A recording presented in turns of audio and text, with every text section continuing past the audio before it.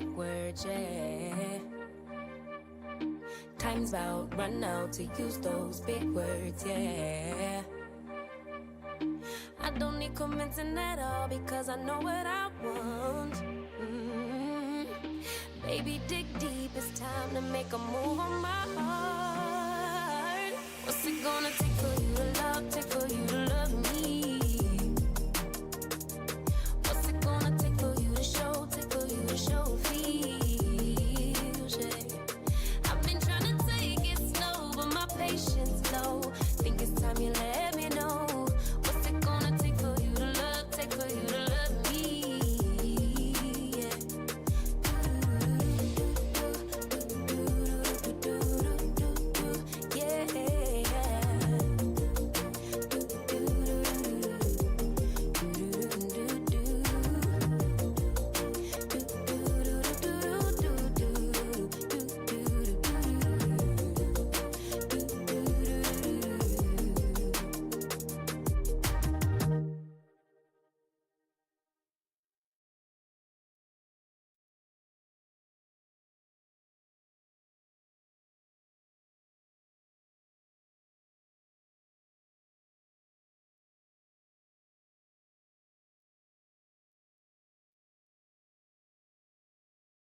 Yeah.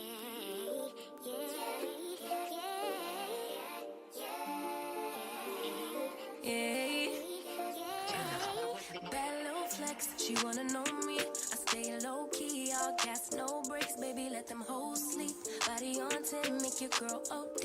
I get in my way, never out of my lane. Feel like you the one and I'm on one. So what it's gonna be? Baby, squad up, we finna go deep. Riding on a team, got what you need. Baby, won't you keep me company? Give me something to do when I get lonely. I got something for you when we get home. If you let me put it down, when I hit the town, you should ride on me.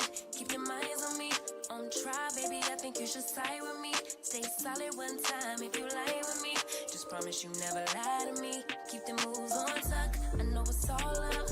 Everything good. Keep the vibes on crush. I know it's all good. Know it's all love. Know it's all love.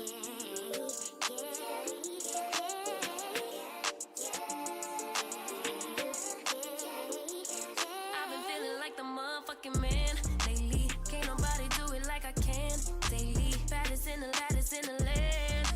Body turn your nigga to a fanny up, fanny up. I made it where I'm at on my own. Had a couple blocks in the road, but I get to the bag on the low. I be counting stacks while they grow, yeah, you know me. Baby, won't you keep me company? Give me something to do when I get lonely. I got something for you when we get home. If you let me put it down, when I come in town, you should slide on me. Keep your minds on me. On try, baby, I think you should side with me. Stay solid one time if you lie with me. Just promise you never lie to me. Keep the moves on tuck. I know it's all love. Everything good. Keep the vibes on crush. I know it's all good. Know it's all love. Know it's all love.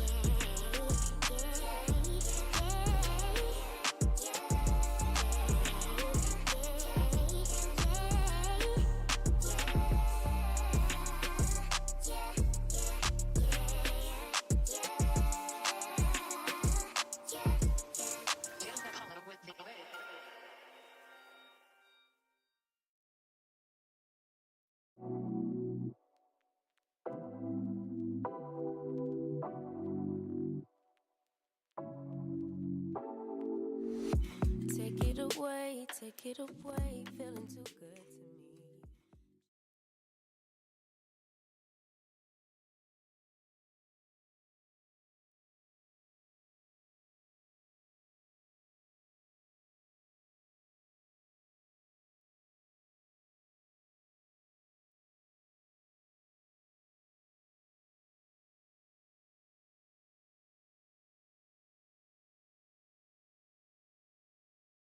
Hello, hello, hello. Hi, everyone. Happy Saturday. It's not Saturday anymore. Happy Sunday. Happy Sunday. It's December. Oh my gosh, this came around so quickly. quick introduction. My name is Sylvia and I'm visually impaired and I'm living my best life and I'm taking you guys along with me. I am going live every single day for 100 days. Today is day 28. Day 28, okay? I can't believe it. Day 28?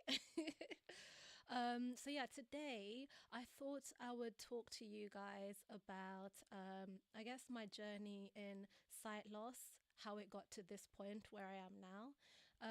But before I do that, I think I'll just check in on the chat quickly and see who's there. Maybe say hello, shout out a few of you, and yeah, don't be shy. Say hi. Our corny rhyme around here. We say, don't be shy, say hi. And I'll say hi back, of course. So yeah, I'm going on here every single day just to be authentically myself. I started this platform, I'd say this YouTube really, maybe two years ago or 3 years ago. And I haven't really been able to be, I guess, consistent and to be on here properly as myself and really share my story in the way that I had hoped that I would, or the way that I planned to, um, because I edit all of my stuff and I film all of my stuff, except for today I've got help. As you can see, there's no way I could pull all of this off by myself, no way. No way. But yeah, because I wanted to do like vlogs, I wanted to do sit down chats where I share information, just, little things like that. I just couldn't keep up with how things are done on YouTube. I didn't have like a team to edit. So I just thought, you know what? This was maybe exactly 28 days ago. I was like, you know what?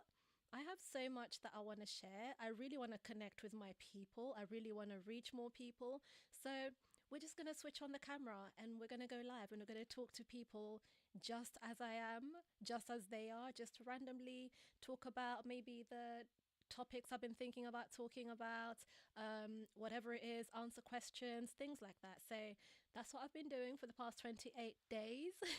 And it has been absolutely amazing. Thank you so much. I'm recovering from a cold, by the way. So through thick and thin, we're here. um, so yeah, it has been really, really amazing, and I'm so grateful. Like before I even get started on today's live, on today's story, before I even begin saying anything much else, I just want to say how grateful I am for all the support that you've all shown me so far. I'm so grateful for all the people who have, all the new people who have joined this our little corner of the interwebs, and I'm so grateful to all my OG people, my day ones, for being there and bearing with me. I'll be, I don't know, putting up a vlog today and then come back 3 months later and put up a video. So yeah, this is what is it called, the new us. Okay, we're gonna connect more, we're here together, we're on this journey together.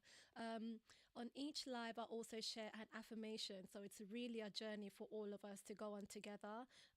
All the 100 days, imagine 100 days of affirmations, how much good you're putting into yourself, how much good you're speaking into yourself and onto yourself and into your future. So yeah, let's all empower each other, support each other, grow together, bring more people, bring your people here, share this live. And yeah, let me just check in on the chat. If don't be shy, say hi is the policy. So I'm gonna have a look and see if we still have some shy people. Hang on, I don't think. Let's try that again. Bear with a visually impaired girly. I can barely see this phone. I'll show you how I'm seeing my phone actually. Turn on the zoom. Ooh, okay. So this is how I'm seeing my phone. Where's the camera? I think the camera was like there. So this is how I'm seeing my phone to check on the chat. So please bear with me. Okay, let me see. So hi Slick, welcome back. What has blindness made you appreciate more in life? Do you know what? There's so many things and so many ways to look at that. I think literally just being here and being present. there's so many things that I have learned to appreciate after losing my eyesight to the point that it is now, or even how sometimes, I can't see anything at all. And I think the thing I've learned to appreciate the most is each moment as I live it. Each moment has become so, so precious to me. And I take in everything that I can about each moment. If it's a happy moment, even if it's not a happy moment, I take it all in, and I tend to find like a silver lining for most things.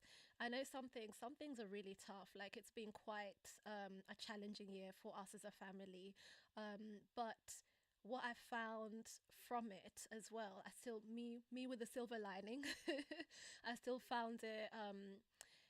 What I found from it rather is how nicely we all got together, how we held up together, held each other up as a family, the way we stuck together, supported each other, just our love and our bond and everything. So I think literally just appreciating every moment has been what has changed in me since losing my eyesight to this extent and to how it goes on some days. But yeah, let's see. I think that okay, the chat is moving. Uh-oh. I don't know why I would say uh-oh. So we have um okay, so LM7 says you're not blind, please stop. I'm not British, please stop. Okay. Thank you. See, this um yeah, I'm Kenyan and I'm also British. What do you mean? I don't understand. um, I speak very much like a Kenyan, so yeah. Um, okay. What would you say is preferable? Being born blind or becoming blind? Pros and cons, etc. Okay.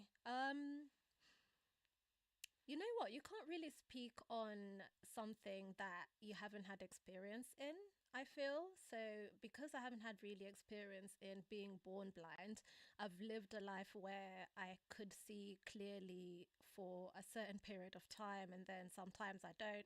So, I think I've got like both ends really, and I think for me my experience is my experience and that's what I prefer, if that makes sense. I don't think I would say I would prefer to have been born blind and to never have seen anything, because I actually don't know what that's like.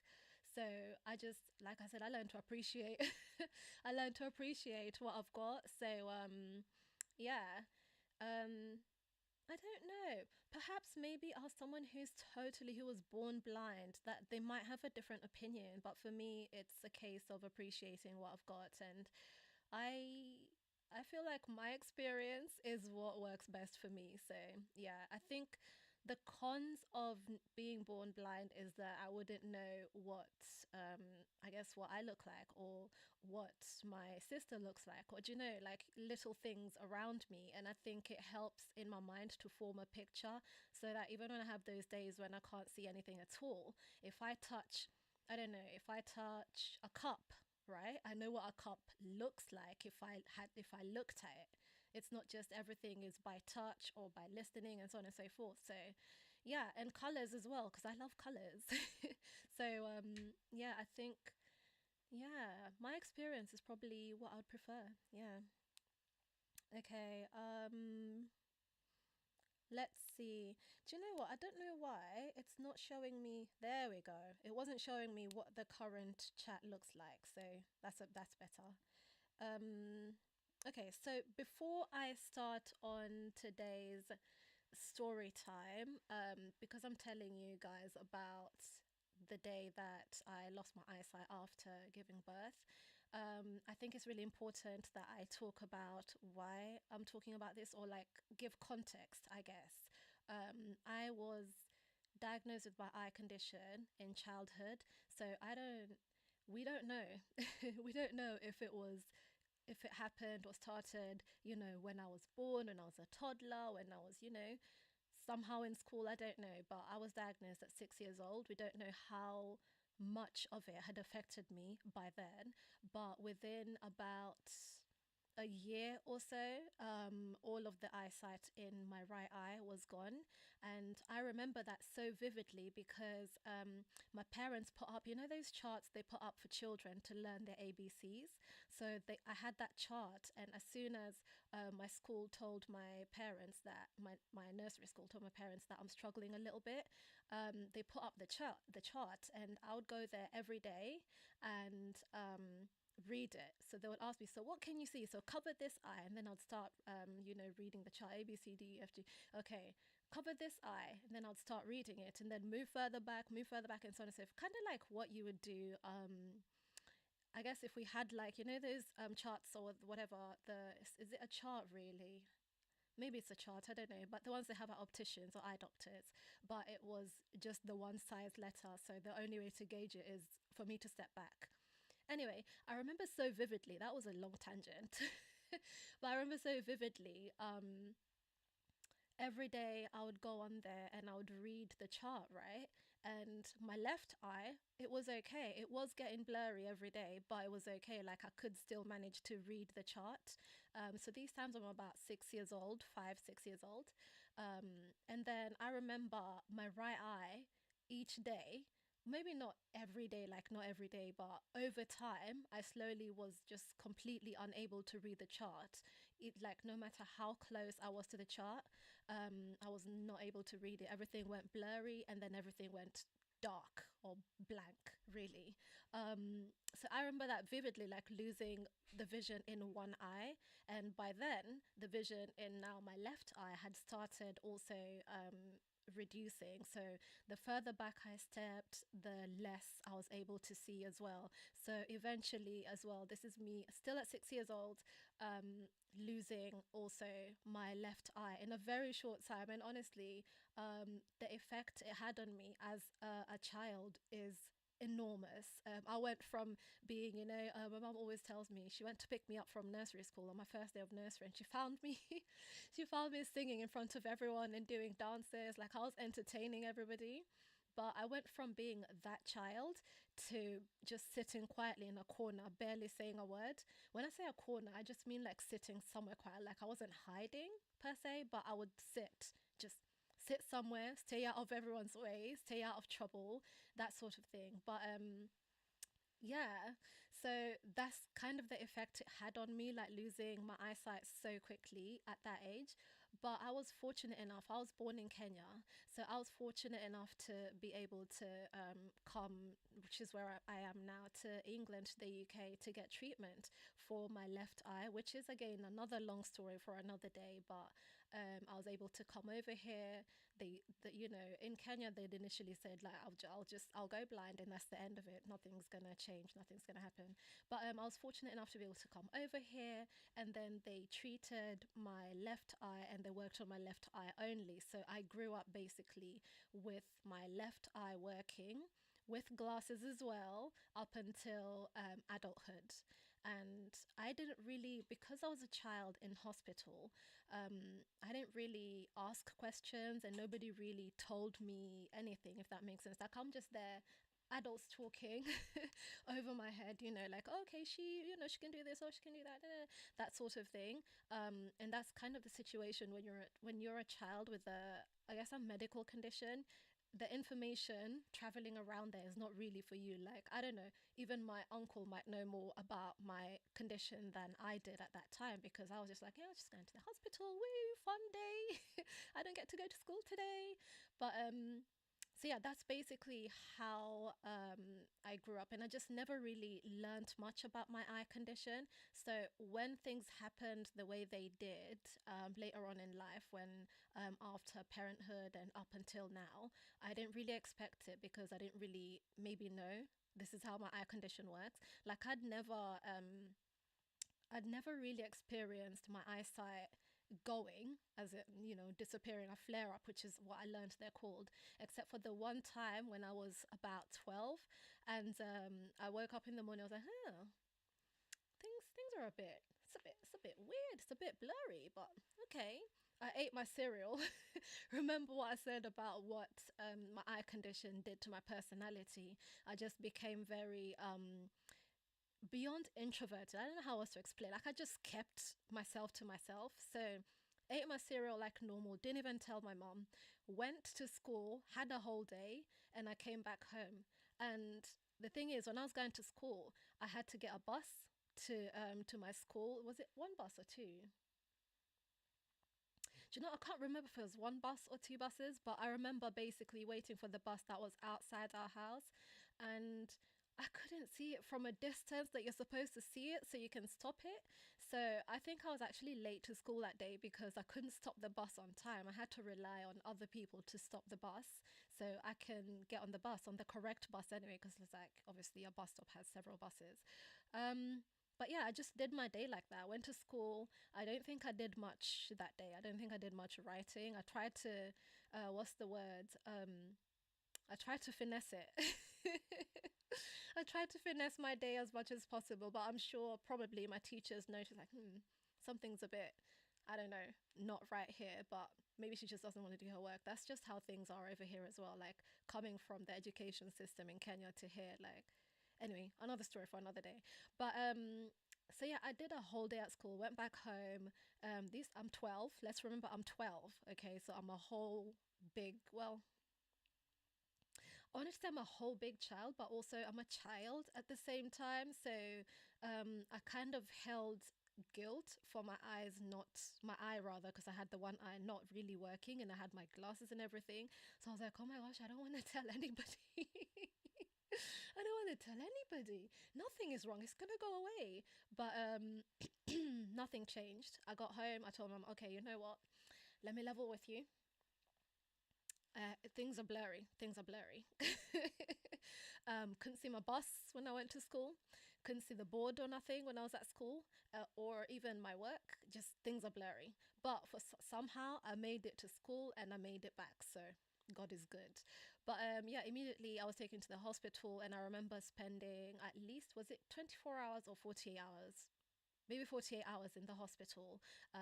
So I had to like be admitted, and I was on medication for every hour for 24 hours, like around the clock. I'd be woken up to be given medication. But I mean, it was eye drops. Yeah, it was definitely eye drops, but I don't know how many types of eye drops.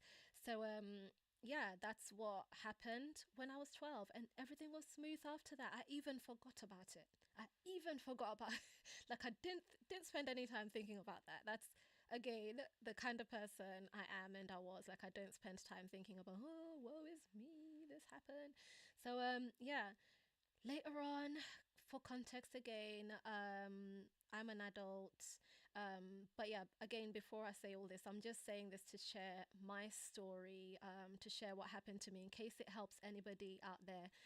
Please do share this. You never know who it might help. Like, I think when this initially happened, or these things initially happened, I felt so alone, and I also felt some kind of shame, which makes no sense now that I'm like much more clear head and like, why why would I feel ashamed that my body isn't doing what other people's bodies are doing? Like, is it my fault? No, no, it's not.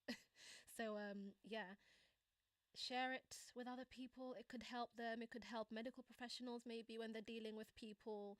It could help other people who have maybe people in their lives who have an eye condition or any kind of medical condition. It could help a person who doesn't have any kind of condition just, deal with their lives or cope with life and find ways to cope with things, or just, yeah, it could be an interesting story to listen to. So yeah, you never know anyway, but I do share my story because it could help somebody, and you never know, especially considering what I went through and how I felt I didn't really have anybody to connect with over the situation. So yeah, fast forward to probably so that was when I was 12 with the day that I went to school. So fast forward to like when I was probably a teenager, late teenager, and I started going to uni, and I realized again, my eyesight wasn't working quite right, but I just thought, oh, maybe I'm just somewhere new, and that's why I'm not really comfortable, which is true. Like, I'd moved to a whole new town, a whole new city. I was no longer at home and everything. But what happened was within that year, I did end up being registered blind. And it just literally, the way it happened, I went to one of my appointments. I hadn't actually even been going for my appointments. Like, I didn't even need to be seen that often because that's how stable I was. Went to one of my appointments, and one of the doctors said, by the way, have you been registered blind? I was like, am I, am I blind? Am I was I supposed to be registered blind? Am I blind? Like what? But because again, I was wearing my glasses, I was fine. Just maybe a year or so before that, I was doing driving lessons. I was starting to learn how to drive. That sort of like I was fine. But again, it goes to show you never really know what's going on underneath the surface. So it's good to keep track of these things as well, and just always go for your checkups. Go to your opticians. Go to your opticians every 6 months. Go check on your eyes. So yeah, they registered me, but again, nothing really changed. Like nothing really changed in my life. I was just living my life as normal. Yeah, like started working. I was working at a construction site, which was another story for another day. I was working in construction, so if you know anything about construction, you know how much the routes in and out of the place changes, and that was a pain point for me. But again, very normal, right? I was in love. So I guess fast forward to a couple years later, and I was actually pregnant, and I'm still working on the construction site. Um, my pregnancy was really normal, like really normal. It was just very normal, yeah. Like I just went to work, went home. Um, I was seen by my eye doctors maybe 2 times in that pregnancy, and everything was fine. Like there was literally nothing to worry about. So I don't know how you go from everything being fine to whatever happened later on. But again, it's a case of not really knowing how my eye condition works and learning as time has gone by. So yeah, everything was fine. Had my baby. He was actually, let me see, two days later than, what do you call it, the due date, the predicted due date. Oh my gosh, I can't, that's how long ago it was. I can't even remember what the terms are. But yeah, he came 2 days later than it was planned. I was in hospital for maybe 3 days or so. I remember being on one of those days as well in hospital. I remember asking one of the midwives, like, "Hey, can you?" Because I had a C-section. I was like, "Can you just can you pass me can you pass me the baby, please? Because he's crying, and I just need to. Can you pass me the baby, please? Because the baby's like, you know, they're put in those little cot type things next to the bed." And she was like, "No, you need to get the baby yourself. You get up and get the baby yourself." I was like, "Well, wow." Welcome to motherhood. At this point, I'm in my 20s, by the way, just to clarify. Like, I'm grown, but I'm still a bit like, whoa, still a bit in shock about everything. But yeah, welcome to motherhood. Just, I think literally what I discovered is like motherhood, yeah, from from maybe a couple days from labor, yeah, all the way until probably 6 weeks or 7 weeks. No, correction, 2 months later or so. It's just all pain. It's all pain, and you have to smile. You have to smile through the pain, and there's so much joy in there as well at the same time, because it's like this cute little human that's there. Oh. But anyway, it's just, yeah. So I discovered that very quickly. Very quickly. Like, okay, you're in pain, and and keep it moving, do what you're supposed to do. But yeah, staying in the hospital was not ideal. Like I didn't really like it, and I just wanted to go home. Eventually I did go, and I was staying with my mom so she can help me out with literally everything around the clock, right? And I remember like everything was fine. I was, you know, looking after the baby. The community midwife would come and check on us. Everything was fine, and so on and so forth. um I feel like there's something I'm forgetting in between. But yeah, anyway, yeah. So okay, I've remembered. I remember the last.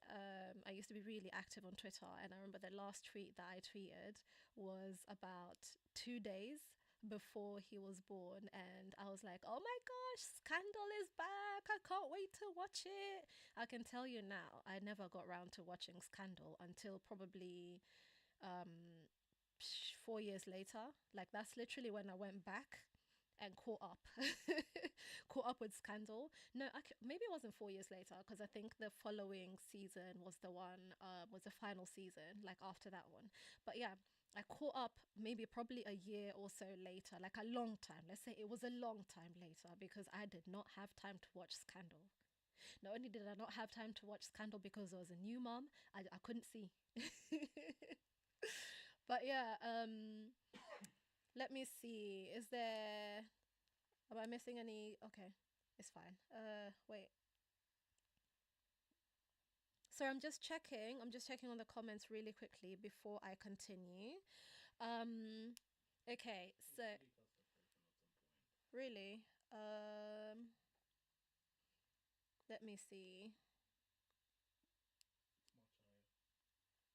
Um, appearance. Okay, I see it. Yeah. Um, so okay, when it comes to forming pictures, what actions or features of a person help you form a picture? It help you form a picture on someone's appearance. Um, I would imagine more like their hobbies rather than something to do with them. So if they say, I really like heavy metal, then I have an idea like, oh, okay, so you probably, I don't know, have this certain aesthetic. But I will say that when I'm close enough to somebody, which would be uncomfortably close, right? I can see them. So if people could agree to just come this close to me and then also just let me touch, then I would know. I'd have an idea of what they might look like. But I think also, I think I said this in a previous live, like I don't spend a lot of time imagining what people look like beyond maybe their clothes choices, their fashion choices, because that's what I enjoy. So beyond what they like to wear, or I was gonna say their fragrance, but that's not so yeah, beyond that, like their fashion choices and their aesthetic or whatever, I don't really spend time thinking about, I don't know, their eyes might be shaped this way, or things like that.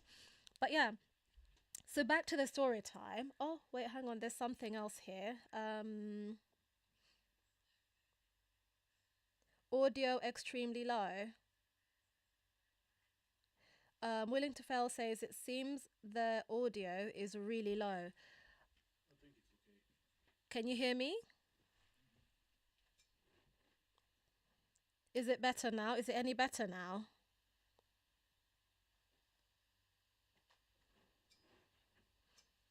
Maybe try turning up your volumes and see if it helps.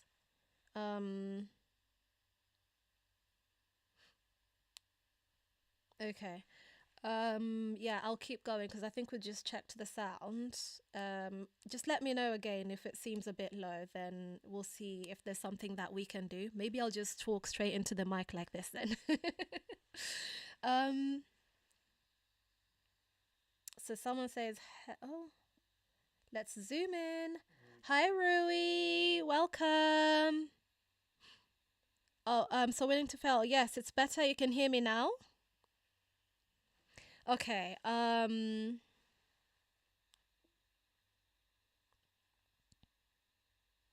my volume is still low. Yeah? You can okay. If you turn up your volume on your device, you'd probably be able to hear me better. Because we've got another device here, and the sound is playing pretty loudly. So please try and turn up maybe your volume on your device, and you'll probably be able to hear me better. But yeah, so today I am telling the story of how I lost my eyesight, because I did lose my eyesight after childbirth. but also I'm giving context because obviously I've had my eye condition since childhood, and I don't want it to be like alarmist. Like, it's not a situation that happens to everybody. It happens to some people, but it's not something that happens all the time to everyone. So I'm just sharing my story, and it might help somebody out there. Yeah, just let me see. Okay. So, yeah, so I'm just hoping it might help somebody out there. And again, with a 100-day live challenge, live a little live challenge. That's what I'm hoping to do as well with my everyday daily lives. Just sharing my life, sharing my story. And you never know. It might not be today, might not be tomorrow, but it might help somebody out there. Yeah. So, anyway, where was I actually? How Okay, how do I read comments? I'll show you. I shall show you. I'm currently holding my iPhone. So I'm gonna show you how I read it like that. And sometimes I zoom in. I hope you're able to see it. I hope I'm holding it the right area of the camera. So sometimes I zoom in further if I need to zoom in further. And yeah, that's how I basically navigate the phone. So if you see me that's why I use the phone with two hands to be able to do anything. Like, anytime I want to do anything on my phone, it has to be a two-hand operation. This one for holding, this other one for operating the zoom and trying to look around the screen. So I can usually only see one corner of the screen at a time. And again, it depends on what I'm looking at, because sometimes I need to zoom in further, sometimes I need to zoom out a bit, and sometimes the zoom doesn't help at all. So so yeah, now where was I in this story? Oh my gosh. Oh yeah, okay, so I was just saying, like, my pregnancy, blah blah blah, midwife. Okay, I said the midwife bit. Okay, so yeah, I went home, never got round. I think I remember, actually, correction, I remember watching Scandal, or trying to watch Scandal, whilst feeding my baby, like, at night, at one night, like, I was holding him using the feeding pillow. And then I don't know why I thought I had time for Scandal, but I had it on my phone, so I was just watching it like that. But literally the next day I woke up and things were blurry. And again, I want to say that I didn't know that this is how my eye condition worked. Like, I had actually deleted from my memory what happened when I was 12. And also, even if I thought about it any other time, like, I only connected the dots much later on, basically. But, like, to me, it was a solitary event, like, it's on its own, nothing really to think about beyond that. But so when I woke up and things were a bit blurry, I was like, oh, motherhood, welcome to motherhood again. This no sleep life is having an interesting effect. Okay, I really need to try and get some more sleep. I might just leave my baby with my mum for a little bit and go and get a nap, because things are a bit blurry. I thought it was lack of sleep. Okay, so when things were blurry, I was like, I just probably need to sleep more, and then I'll be fine. And again, I didn't spend a lot of time thinking about it as well. Like, it's just a passing thought. I was like, oh yeah, I probably need to sleep more and I'll be all right. And just carried on. Like, if you know anything about having a newborn, yeah, it's a lot of work. Like, it's a lot. There's a lot happening. So having a newborn, and I had a C-section, and like, generally healing from the whole birthing process as well at the same time, is all consuming. You actually don't really have time to be thinking about other things. So I don't even know why I thought when I'm feeding, I was breastfeeding, like, I would be there, I would have time to watch Scandal, because I promise you, I probably got like 10 minutes into the episode and that was it. I just didn't get any further, like, probably needed to do a nappy change or something. But yeah, things were blurry during the day. This is on day 7 now. My baby is 7 days old, day 7 postpartum.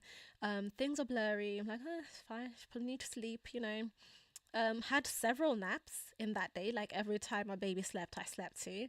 But by the time it was evening, right, things were not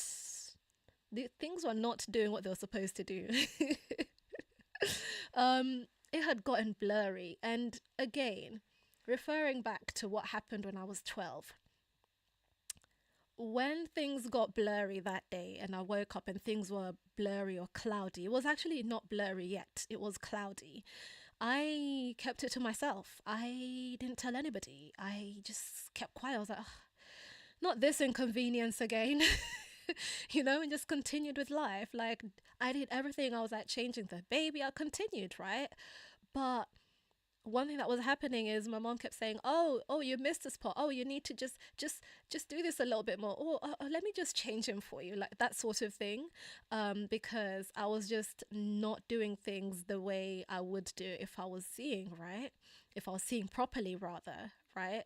And then it came to the evening, and me and my partner and my mom, like, we're all there. Like, she was showing us, the ropes, so we're all bathing the baby, right? As we did, like, every night we would bathe the baby and it would be under her tutelage. And then so I tried to take a step back. Like, this is what I guess tended to do. Like, when I'm struggling with something, I take a step back and I just go my mind. I try not to get too involved, try not to be too loud, noisy, whatever it is. Too visible is the word I would use. So I try to, like, take a step back and be like, "Oh, you guys just go ahead and do that." I'll I don't know, I'll prepare the bottle or something. I don't know. Like, I try to go do something else. But yeah, they weren't having it. They're like, "Nope, you come over here. We're all going to do it together." So I did, right? So I was there like, "Oh my gosh, okay, this is a struggle. I can barely see the baby. This is internal." Like, I'm thinking internal, I can barely see the baby. Why can I barely see the baby? What's happening? Actually, how come? Again, internal dialogue. And, like, I think that's when it dawned on me, because then my mom went, "Okay, so you just need to, like, she was giving us individual instructions. So she would tell my husband, 'Oh, you do this,' and then she would tell me, 'Oh, you do that.' But this time now she told me, 'Okay, now you need to do this.' And she said, 'Okay, just get the cotton pad over there and, like, just dip it in the water and, like, wipe his face.' And she was, and I was like, 'Cotton bud, where is it?' 'Just over there.' Like, it was right in front of me, by the way. Spoiler, it was right in front of me. 'Just over there, just right there.' I was like, 'Oh, okay.'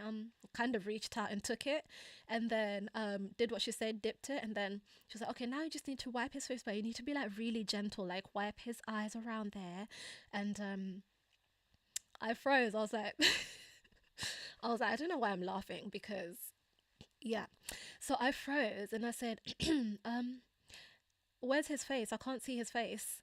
And my mom went, "Well, like, what do you mean? What do you mean you can't see his face?" I can't see his face. I can't see. Things are blurry. Okay, things are blurry. I can't see. And I think the way I said it in my head, it's kind of like admitting that I did something wrong, even though I haven't. It's not me doing something wrong. It's, I guess, my eye condition or my body. I don't know. But I felt like I was admitting defeat in a way by actually saying what happened or what was happening.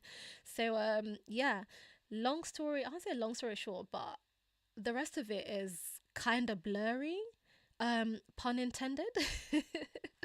But I do remember, I don't know who took me, and I don't know if it was in the night or during the day or in the morning, but we went to the hospital, had to go to A&E, and the only thing I remember thinking is, I want to go home and be with my baby. Okay, I want to go home and breastfeed my baby, because this actually hurts. I had the C-section still healing in its very early stages, by the way, so I was a bit like doubled over, walking up and down the hospital, going to this doctor and that doctor, and, like, even the doctors were like, so what happened? I'm like, I don't know, I just woke up and things were blurry, and things are blurry now. So what were you doing? I wasn't doing anything. I wasn't doing anything. It's just blurry. That's it. So they ended up sending me to my consultant, or to I guess, my department. I don't remember if I saw my actual consultant, but they sent me basically to the department that usually deal with my eye condition. And obviously that's not anything new to them. That's not something, for them to panic over, but it was a little bit of a concern because I remember being there and people coming to observe as well. And literally, when I was leaving the hospital or just walking around as well, like I would have nurses come over and talk to me to like encourage me and everything. So I don't know if I was such a spectacle that I don't know, like I'm not sure. I can't even remember everything really clearly, but all I remember is I just wanted to go back home. I wasn't like upset. I'll tell you that. I wasn't like, crying or anything. I wasn't in a state, if that makes sense. I was just in pain from my C-section. I want to be in my bed and I want to be with my baby. And that's it. I was like, I don't have time for this. I don't have time for this to be coming to hospital for people to look at my eye. It will be fine. I'll wake up tomorrow again and it'll be gone, which is not how it works, by the way. Not how it works. But yeah, so the next few weeks, I would say, are again blurry, pun intended. I remember just learning how to do things or moving on, like just learning how to do things without really having to see. So I still could change nappies, make up bottles, blah, blah, blah. Like I was still doing everything. And then I remember vaguely as well, like some of my friends would come over and like just visit me and stay with me. And I remember just not being able to recognize who's who. But yeah, like the next few days just went by and weeks.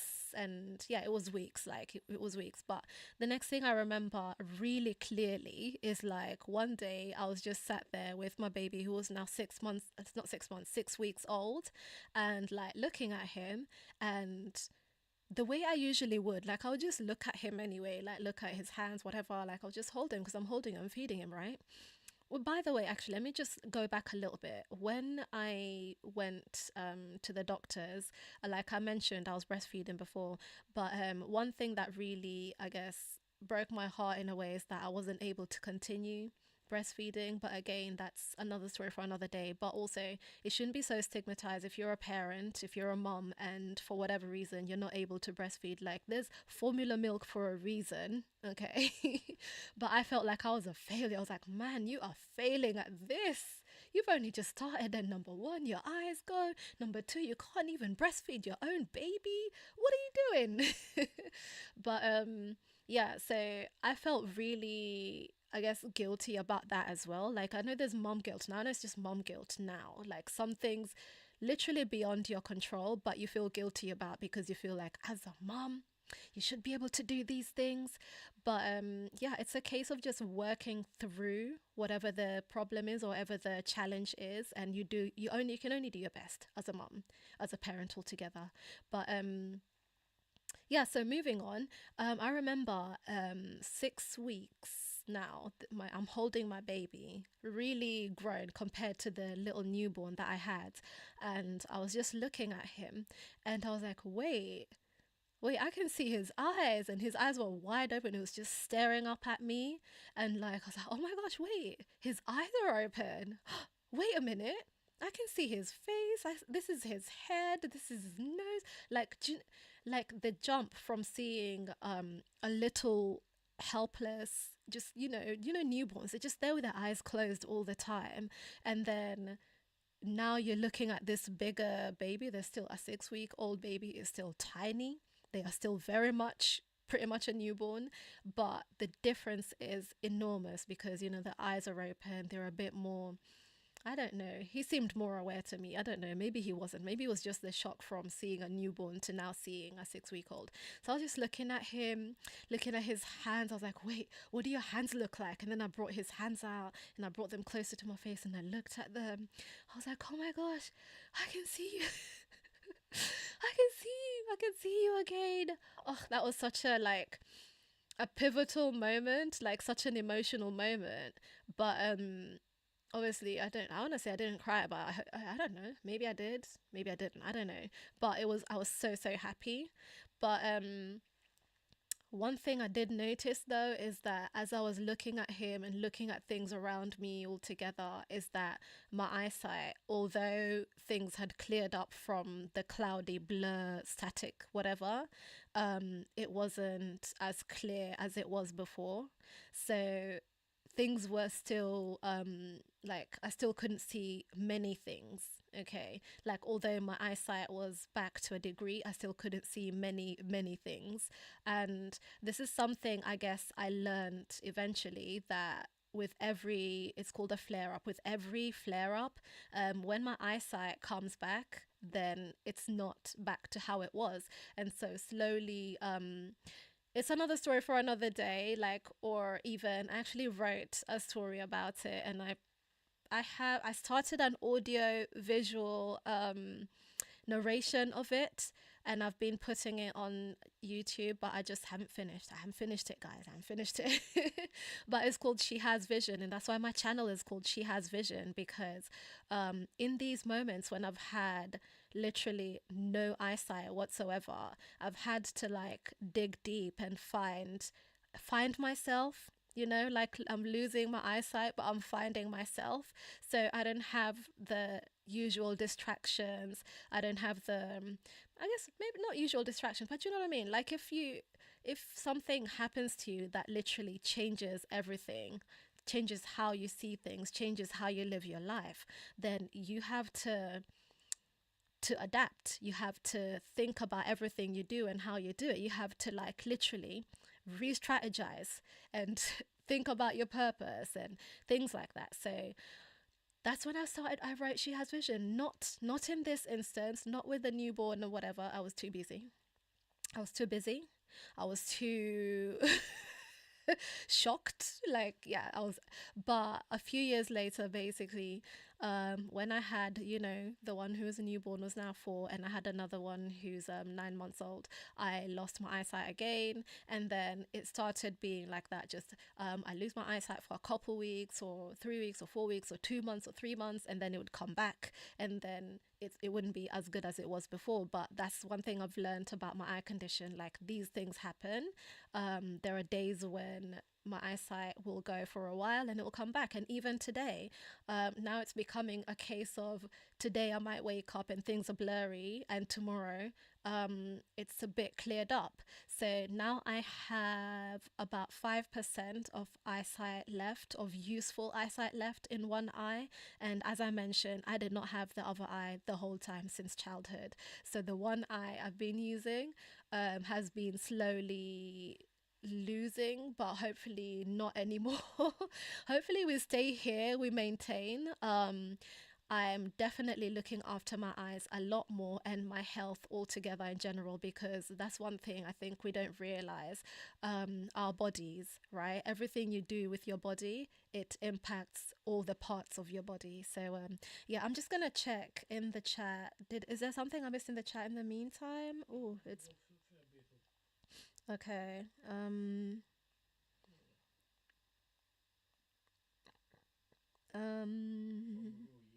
Mm-hmm. Huh? Okay. Okay. Mithilesh, good morning. Good morning. Happy December. um, Thank you so much for joining the live. Please like the live if you do come on. I've been forgetting to say this as well. I'm hoping my mod has been managing to tell you guys these things. Yeah, please like the live. Please subscribe. Please share this video and this live as well when it goes onto my page, channel rather, get the word right. Because you never know who it could help. And yeah, so willing to fail said that had to be scary. Yeah, it was. Yeah, it was scary. But this is the thing with me, and again with motherhood.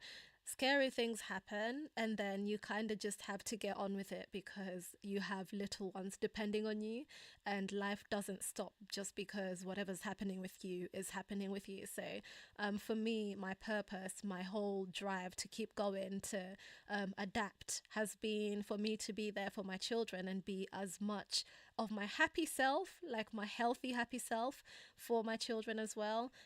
Teach them all the things that I love and all the things that I enjoy, not for them to just not see me as someone who struggles in life all the time, and trust me, they don't. They don't see me as someone who struggles. They actually depend on me to do things for them, even when they can do it themselves. Like this morning, my eldest son, he's learning his independence in the kitchen, right? But he was like, today, I was like, no, I want you to make it for me, mummy. So it's things like that, and I love that as well about them. Like, I love how independent they are, but I also love how they also depend on me, because that's what I'm here for. I'm here to look after them, and they're my little humans, or our little humans, okay, and their dad. But from my perspective, that they're my little humans, and I love them so so much. And literally, yeah, my whole purpose, even why I set up this platform, is to just be the change I want to see, and be who I am to them, to other people too, if that makes sense. So yeah. I'm gonna bring it closer to my face so I can see it properly. Yeah, our inner dialogues can be so cruel. Tell me about it, willing to fail. It can be so cruel. Like, you could literally tell yourself something and you believe it, and oof, it could really like affect your choices in life. Like, I did a live recently, well, not recently, a couple weeks ago, and it was what was it called? Something about get out of your own way, something like that.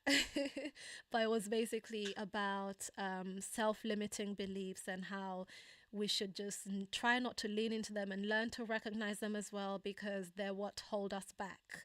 So yeah, like, willing to, I remember you said something earlier as well about the makeup thing as well. Yeah, it's literally, it's us. It's up to us. If you want to do something, you can do it. And you need to be kind to yourself, say nice things to yourself. Like, talk to yourself like how you would talk to, I don't know, a little girl. Like, imagine your own little self, your younger self, and just say, see, you wouldn't be so mean to them. Like, picture their face, picture their, their happy voice and whatever. Like, would you be as mean to them as you are to yourself now, as an adult, or as a teenager, or whatever it is? So just picture yourself as your inner child, and just be super kind to yourself, and you'll thrive and you'll grow. Although I say that, but I also feel like that sometimes, that internal dialogue. um, let's see. Okay, I'm trying to keep up. Who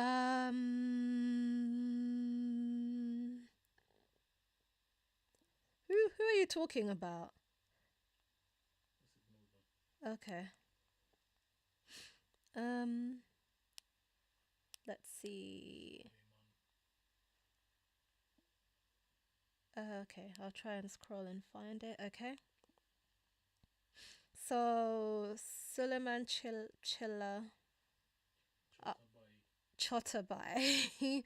I'm sorry if I say your name wrong. It's because I can't quite see everything on here properly, but I'm doing my best. So Solomon says hi. Hope you're well. Much love from South Africa. Oh, hi. Oh, hello. Hello, South Africa. Hi, Sullivan. Thank you so much for tuning in. And please like the live, and please share it. And join the journey. We're going live every day for 100 days, and today is day 28. I nearly said 27. Today's day 28. So every single day, and I share an affirmation. We have story time on Saturdays, and what else do we do? Many things. We have a whole program during the week. Tomorrow. You know what? It's past midnight, but you know what I mean. It's Sunday chill. Yeah. So I'm just gonna try and find it. I'm trying to find it. Okay. XL Bully says gorgeous. Thank you. Willing to Fail says great advice. I'm still learning to put into practice. Yeah, I'm still learning too. I'm still learning too. Like, we're not perfect. We're human. To err, is to be human, something like that. Basically, to make mistakes is to be a human. So we all make mistakes every day, including not remembering not to prioritize ourselves and be kind to ourselves. So yeah, it's a journey, and welcome to the journey every day for 100 days. Even the affirmations should be helpful as well, which is why I'm sharing them as well, just to remind myself, like, you know, be nice to yourself and other people as well. So Solomon, okay, I've seen that bit. Let's see. Let's see. Okay. I have a problem with my left eye. I had been in an accident and lost my eye. Basically, I have an artificial, hang on, zooming in. I had an artificial eye now, so I somewhat feel you. So I have one of my eye doesn't work, so that's how I've grown up my whole life. So yeah, I know I also feel you. I also feel you. I'm really sorry to hear about the accident. It's so, when things like that happen and your life does change, it's so, it can be such a, it can be really tough. It can be really tough. And I hope you're doing well. I hope it's not affecting you too much. And I hope you're remembering to be kind to yourself and go for anything you want to do. Yeah. Let's see. That was a comment from the mod. Okay, so conversation.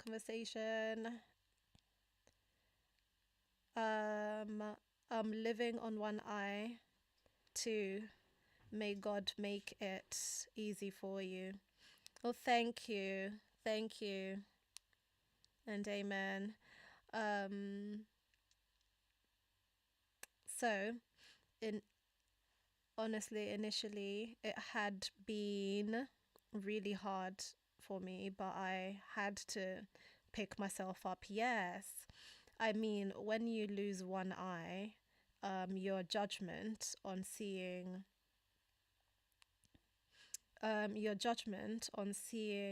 things changes. So it's a bit hard to explain.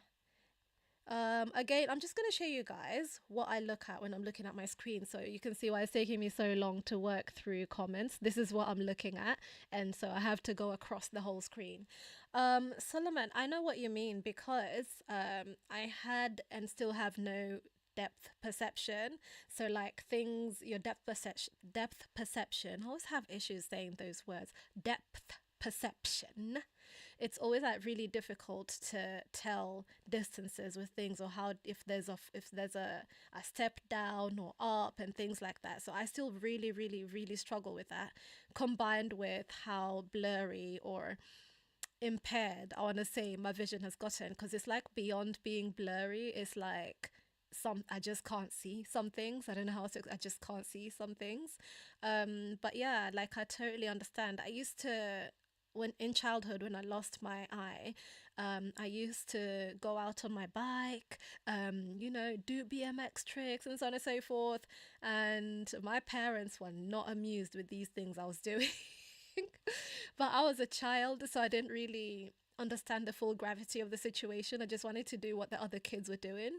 And yeah, I remember one time I fell off my bike really badly because I didn't realize that something on the ground was actually raised and not just flat ground, like not a mark on the ground. And I still have that scar until today, like it's on my knee. It was a huge fall, and I believe I was banned from my bike for a long time. I had to convince my parents, like, I'll be careful, I promise. It was just an accident, I won't do it again. But yeah, the way you see things is severely affected, because I was actually testing myself the other day to see how far to one side I can see, if that makes sense. And there's nothing obviously on one side, and then just plus not being able to see much as well. So it's a huge field of vision to not have. Okay, let's see. Willing to fail. Okay, I read that bit. Um, it's the biggest life-changing experience I've been through. I'm so glad I found this channel. Oh, I'm so glad I found this channel. I've subscribed and definitely joining this journey. Oh, thank you so much, Suleiman. And this is exactly why I do this. This is why I'm out here talking, sharing my story, sharing my perspective, my experience beyond, little snippets of my life as well. Because it's not just about the good things that happen in life. You also talk about the challenges, or I also talk about the challenges, because you never know who it might help. Some people might be going through something now, or they went through something in the past, and just hearing a certain story, it might not be like a happy one with a happy ending or happy beginning and so on and so forth, but just hearing how someone went through something could like help in some way. But yeah, thank you so much. Welcome to the family. Please share this channel as well. I'd love for us to grow as well, and keep growing together all the way to day 100 and further into infinity and beyond. But yeah, thank you so much once again. How long has it been since you're going through this?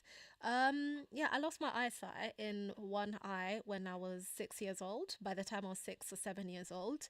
And then the one that was left was okay for a while. And I wore glasses until from all the way through teenagehood to adulthood. And then once I became a parent, like after I had my first child, that's when my vision now started losing huge chunks at a time, if that makes sense. So like in the past, how long has it been? Maybe 10 years or so, my vision has gone from wearing glasses and being able to read and write font to full time using assistive technology and visual aids as well.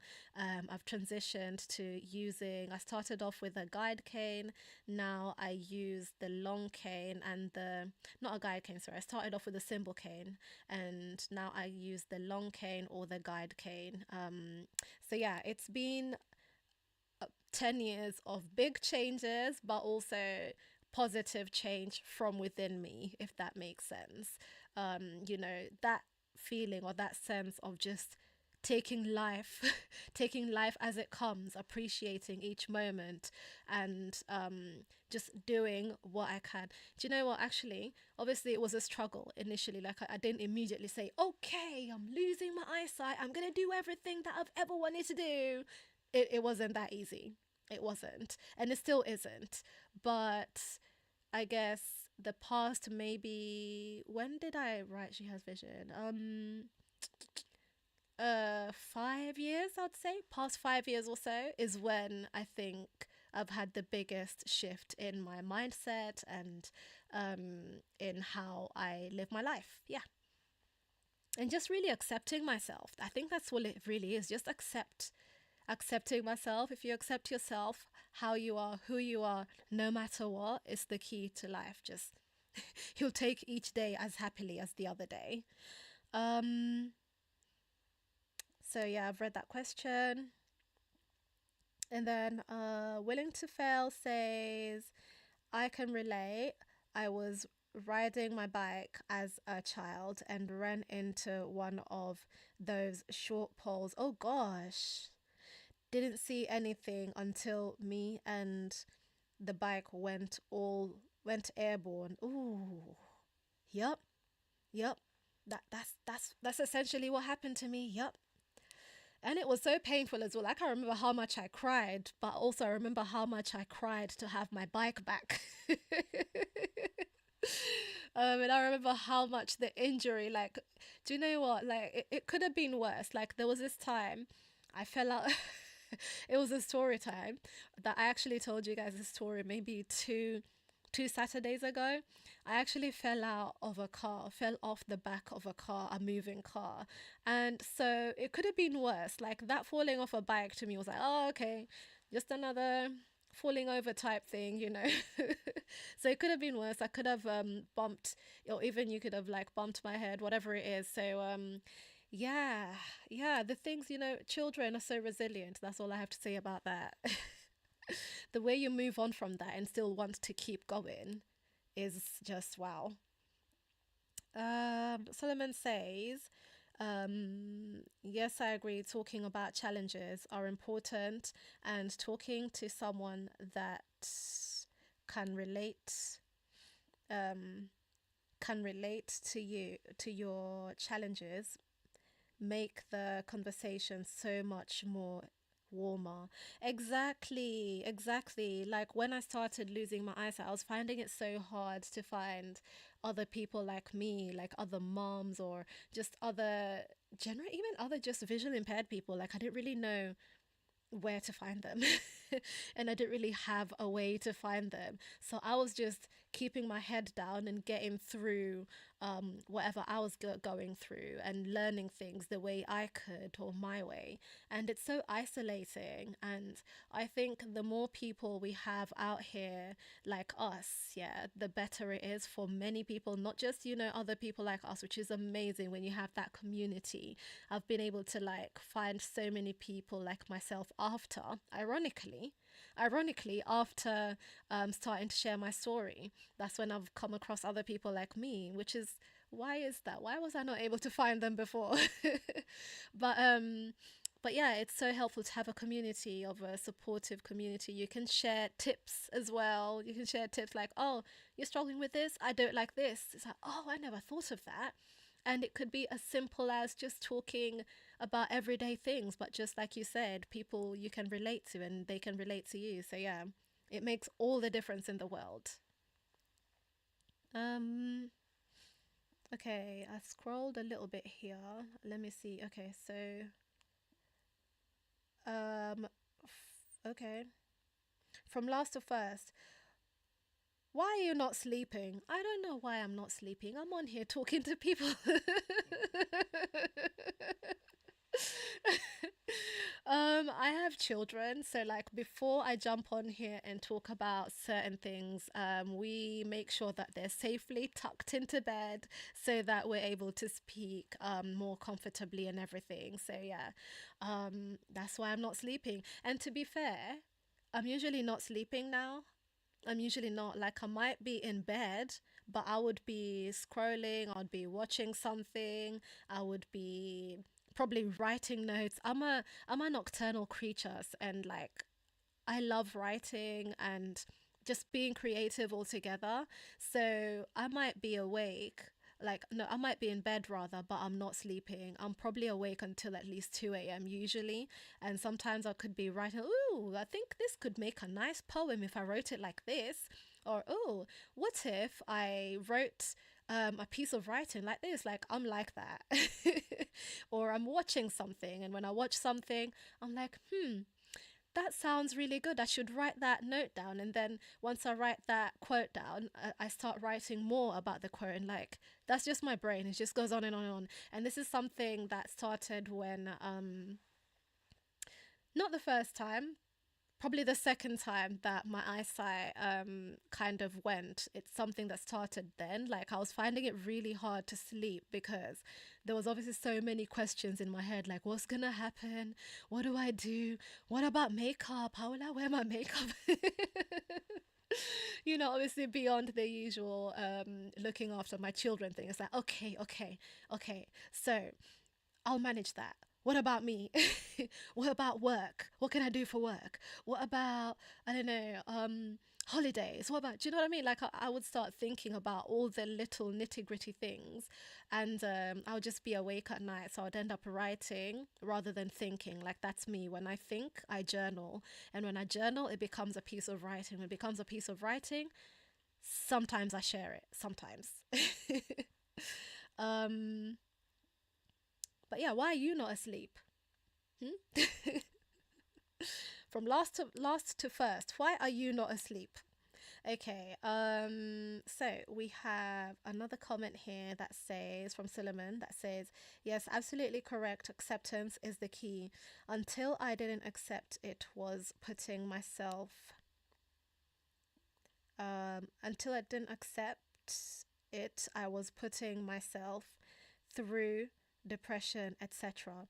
So, yes, acceptance is genuinely the key. Absolutely, absolutely. Because if you don't accept, then yeah, you're just beating yourself up about it. You're just stressed. You're just depressed. You're everything negative, doing it, what is it called? Doing negative internal dialogue and everything. And that's not beneficial for anybody, not for you, not for the people around you, not for your future, not for your past. It's not helpful. So yeah, just accept who you are anytime, however you are. um let me see. Okay, so here we have um oh, okay, from last to first, speak Swahili. You said Asante Kenya. Okay, all right. um Is this the only platform you're on, or will I find you on Instagram as well? Yes, I'm on Instagram, Suleiman. I'm on Instagram. That's actually where I started. I started out, like I wrote my story, She Has Vision. I keep talking about it, but I just haven't finished putting it on YouTube. That's where I first started out. So if you want to find me on Instagram, I don't know if my mod can write down my in the chat, or my, maybe put the link, I don't know. But I am on Instagram, and I will put, I don't know if I put it in the description when I was setting up the live. Maybe I didn't, but I'm on Instagram. I am at She Has Vision, but like I spelt it funny, and I don't know why. Like I kind of want to change it, but I don't, because I like it. So it's at She Has, and then VSN. So at SHEHASVSN. And that's me on Instagram, and I'm on TikTok as well, and I'm on Facebook. But yeah, I started off on Instagram initially. Oops. I've gone and lost the chat. Hang on, hang on. We can do this. We can do this.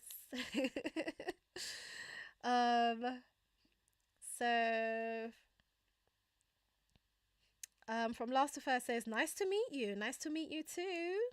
I hope you've subscribed and joined the journey. We are here for every day for 100 days, maybe more. But every single day we're here. We have Storytime Saturdays, and a bunch of other stuff, programs during the week. Every single day I am live. Maybe not usually this late in the night, but yeah. Well, actually, what time is it where you are? Because it's like, what time is it now? Let me see. Ooh, it's 1:22 a.m. It is 1:22 a.m. So yeah, very late night one. So Willing to Fail says, finding community and people you vibe with is so important. Thanks for all you do. It really does matter. Oh, you are not gonna make me cry on this live. I did not cry when I was telling my story about my sight loss journey, so I'm not gonna cry now. But yeah, it's so important, and it's exactly why I do what I do, and it's so amazing to know that someone out there, it's reaching someone and they're appreciating it. So thank you so much. Literally, I always say, I post what I post and I do what I do. If even one person sees it and they feel a difference, my job is done. My job here is done. So when I keep going, even though sometimes, the interwebs, the algorithms and all that can be quite discouraging, but I don't really look at all that. If one person has gotten something from it, then my job is done. I've done what I'm here to do, which is be there, finding community, be there for other people like me, connect. Very important. But yeah, let's see, what else do we have?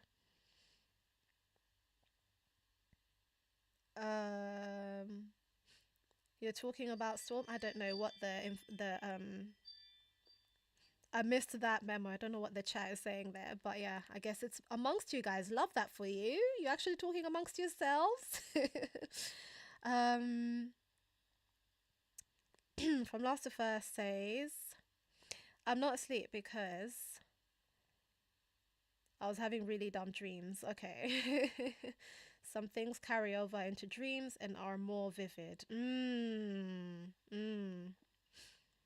um, sometimes I can't tell the difference between the real world and dreams. It's tough. Yeah, yeah, like I know how vivid some dreams can get. Yeah. When that happens, I would say just wake up and like take a break, go drink some water. Like, you know how I don't know the kids nowadays. Like, I know I look like part of the kids, but I'm not. No, but people say nowadays like touch grass. So like ground yourself.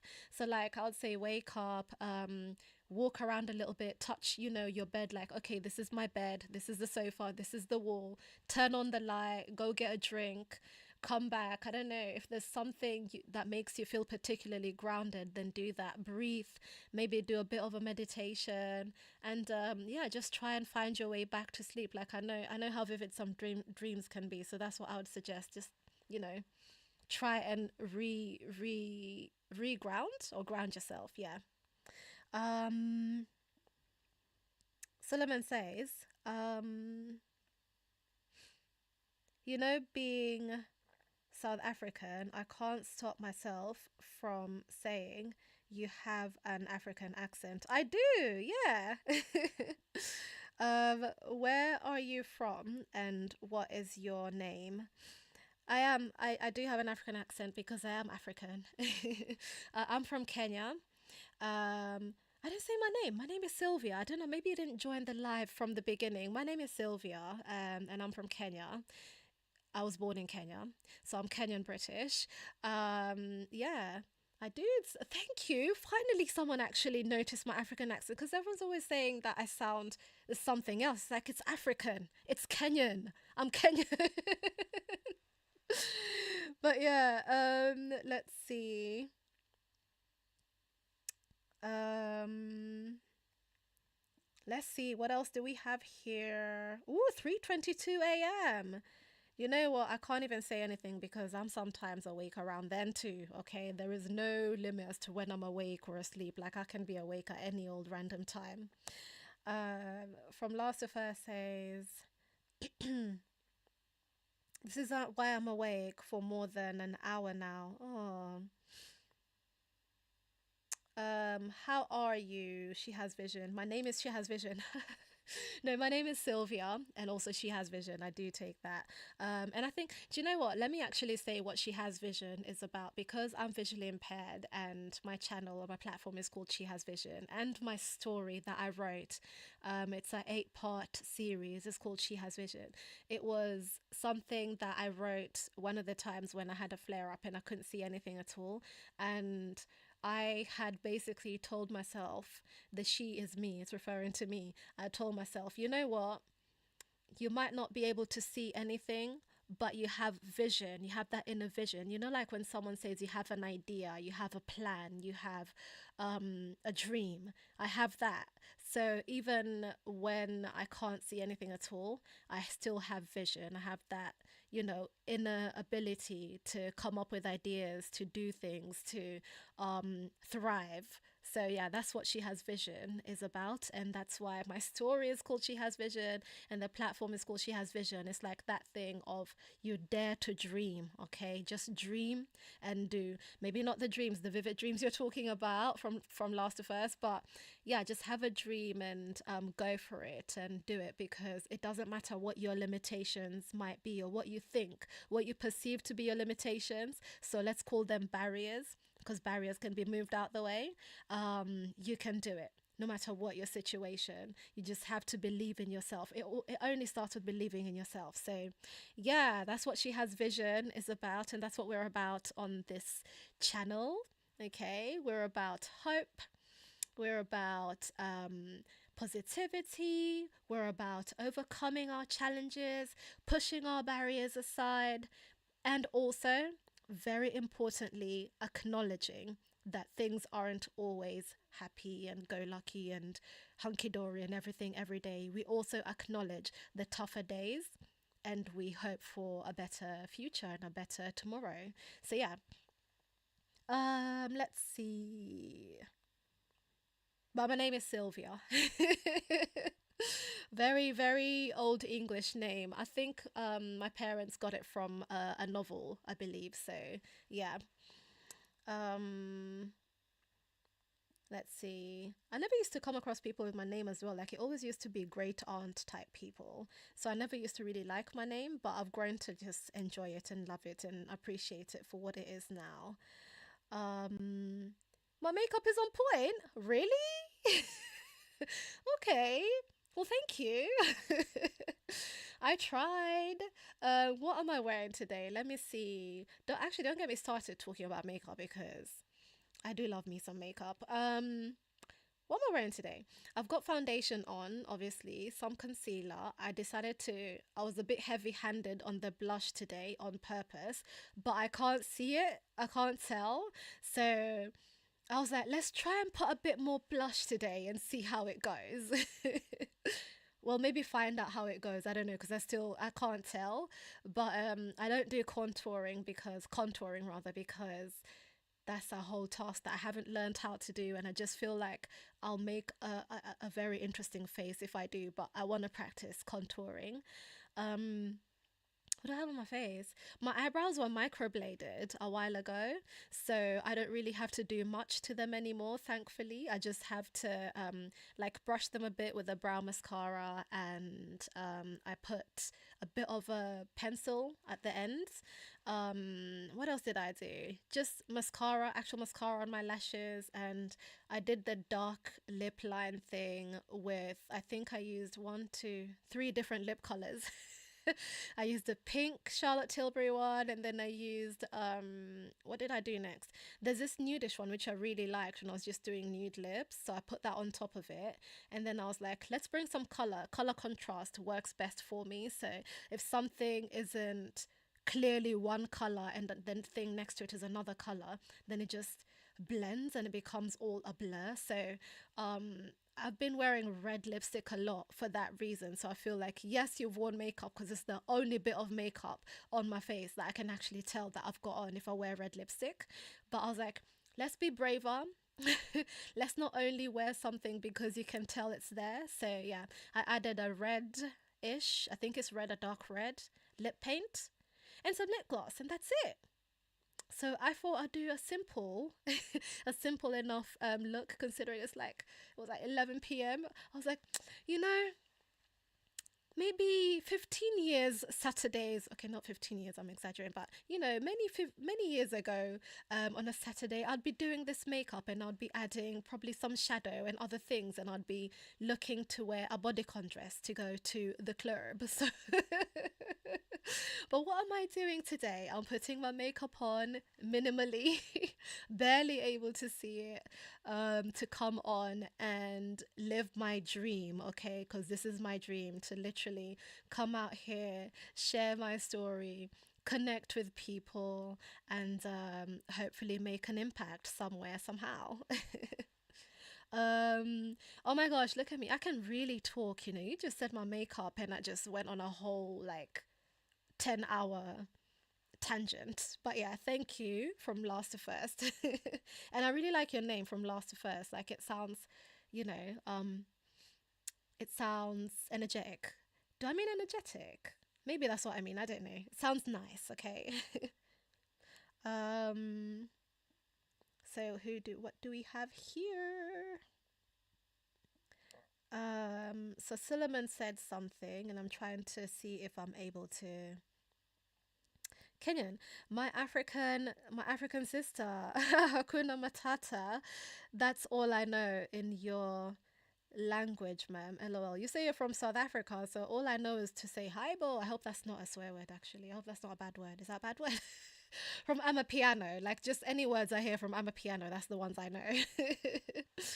um, I've got a cold, so I actually do need to get some tissue. Bear with me just a moment. Where is it? Here.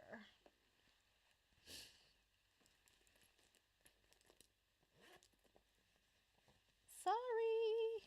Just a moment, guys. I should have asked my producer to like play some music for you in the meantime or something, so you don't have to watch me. I dropped my bottle. I dropped my water bottle. Oh gosh. Things always happen when I start moving around. Okay.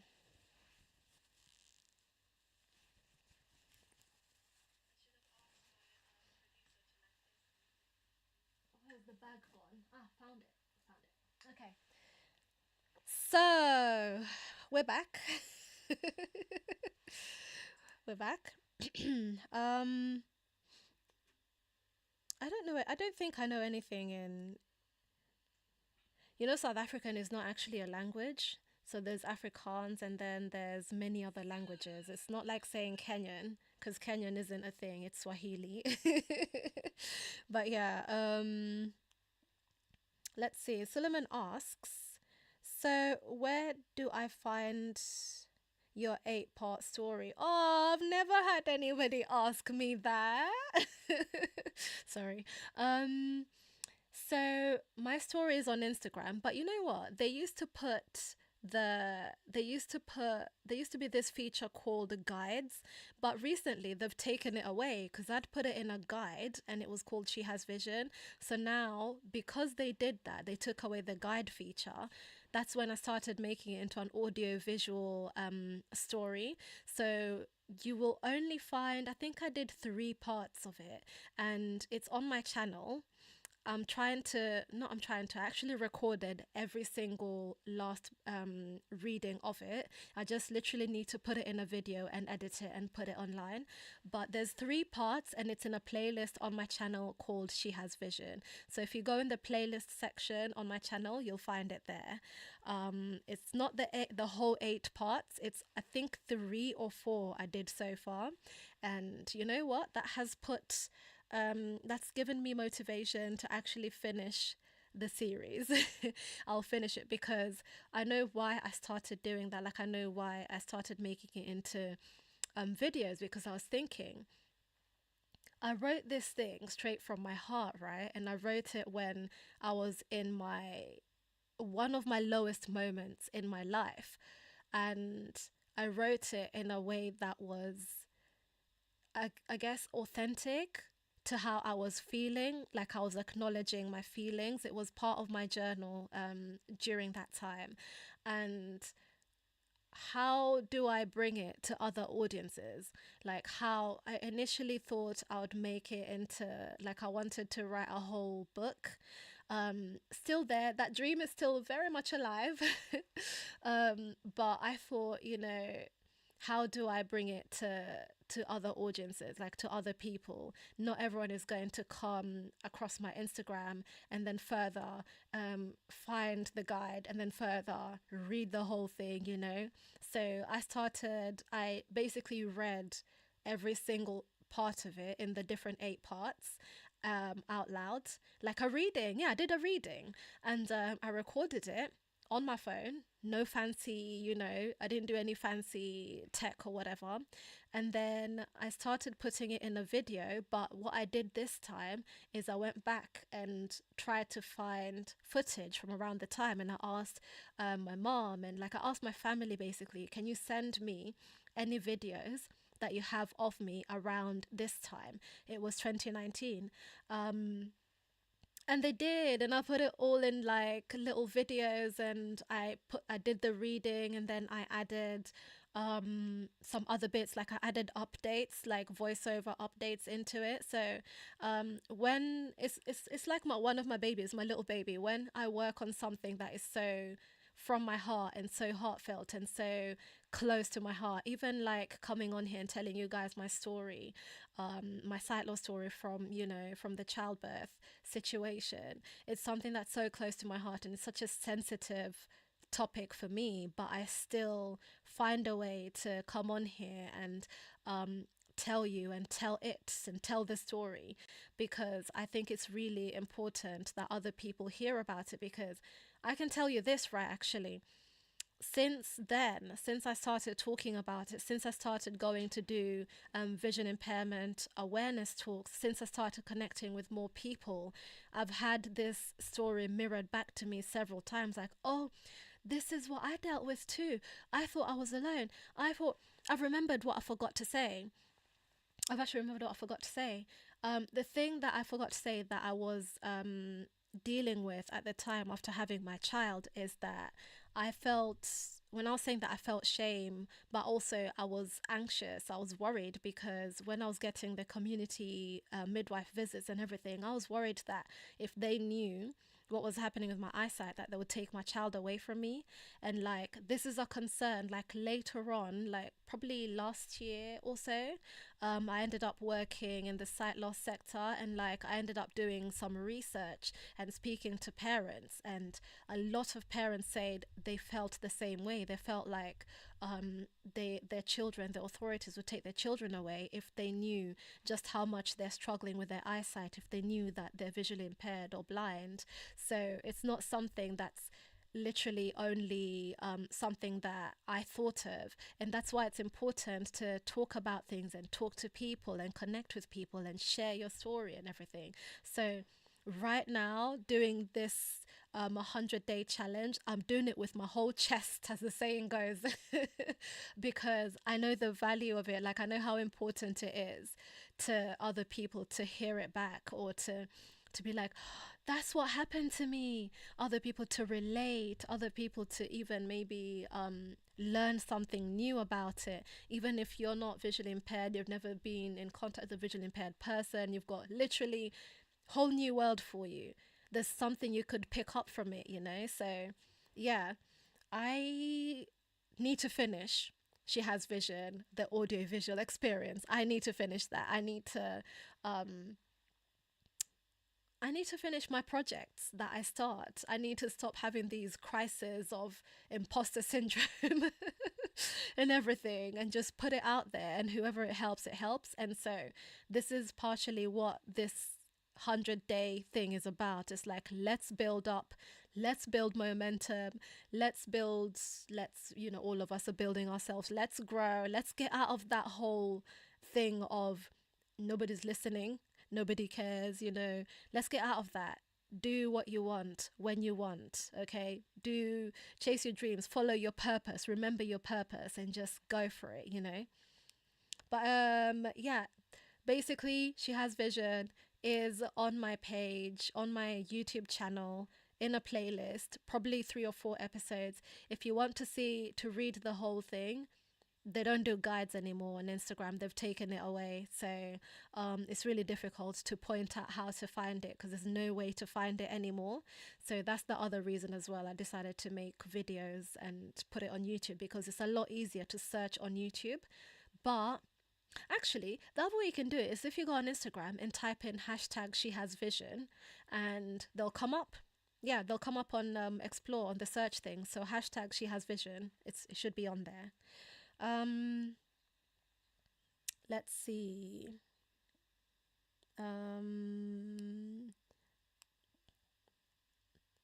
Gosh, I can talk. My gosh. Let's see. Where are we? Sylvia, you forgot to answer me. How are you? I'm fine. I'm very well, thank you. And I hope you're feeling better after the vivid dreams, from last to first. I'm very okay. I'm feeling, how am I feeling actually? How am I? I'm actually fine. I'm good. Sometimes I've got a bit of a cold, but that's not something I'm going to complain about, because I was in a much worse situation last week. But I would say internally, I'm feeling optimistic. Yeah. How are you? Oops, I lost.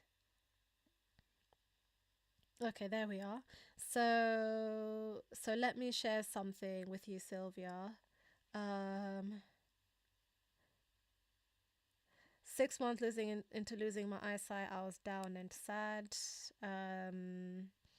until I met someone at a doctor's appointment who turned out to be born blind, which, oops, I keep losing where the magnifying thingy is. Oh, there it is. Which made me feel, oh, okay. Which made me feel like, hey dude, get up, pick yourself up. At least you can see with one eye with one eyebrow. Exactly, exactly. You have to find the silver lining. Um, that made me realize when you think you're going through something bad, always remember someone out there going through. Scroll, scroll. Where is it? I've lost it. Okay, there we go. Someone going through something, someone out there is going through much worse, and that makes me so much more thankful. Right, like it's so good to be thankful, to appreciate. Like I practice gratitude, and I do it like with our whole family do it. Even my children do it every day. At the end of the day, we say three things that we're grateful for, because it's so easy to get bogged down in, you know, the little life's little inconveniences as well as the bigger challenges. So even in the toughest times, we find things to be grateful for. Like today, I just said I'm grateful for pancakes. Because I am. We just had pancakes this evening. It could be the smallest things. So yeah, like I think practicing gratitude is so important, and it really helps in building resilience and building your yeah, resilience, just being stronger, be enjoying your life a bit more, being more present. So yeah, it's really important, and I love that you found a way to be grateful for what you do have. um so I don't know what that emoji is. From last to first, you put an emoji. I'm not sure what the emoji is. Probably if I turned on my screen reader, it might be able to read it to me and tell me.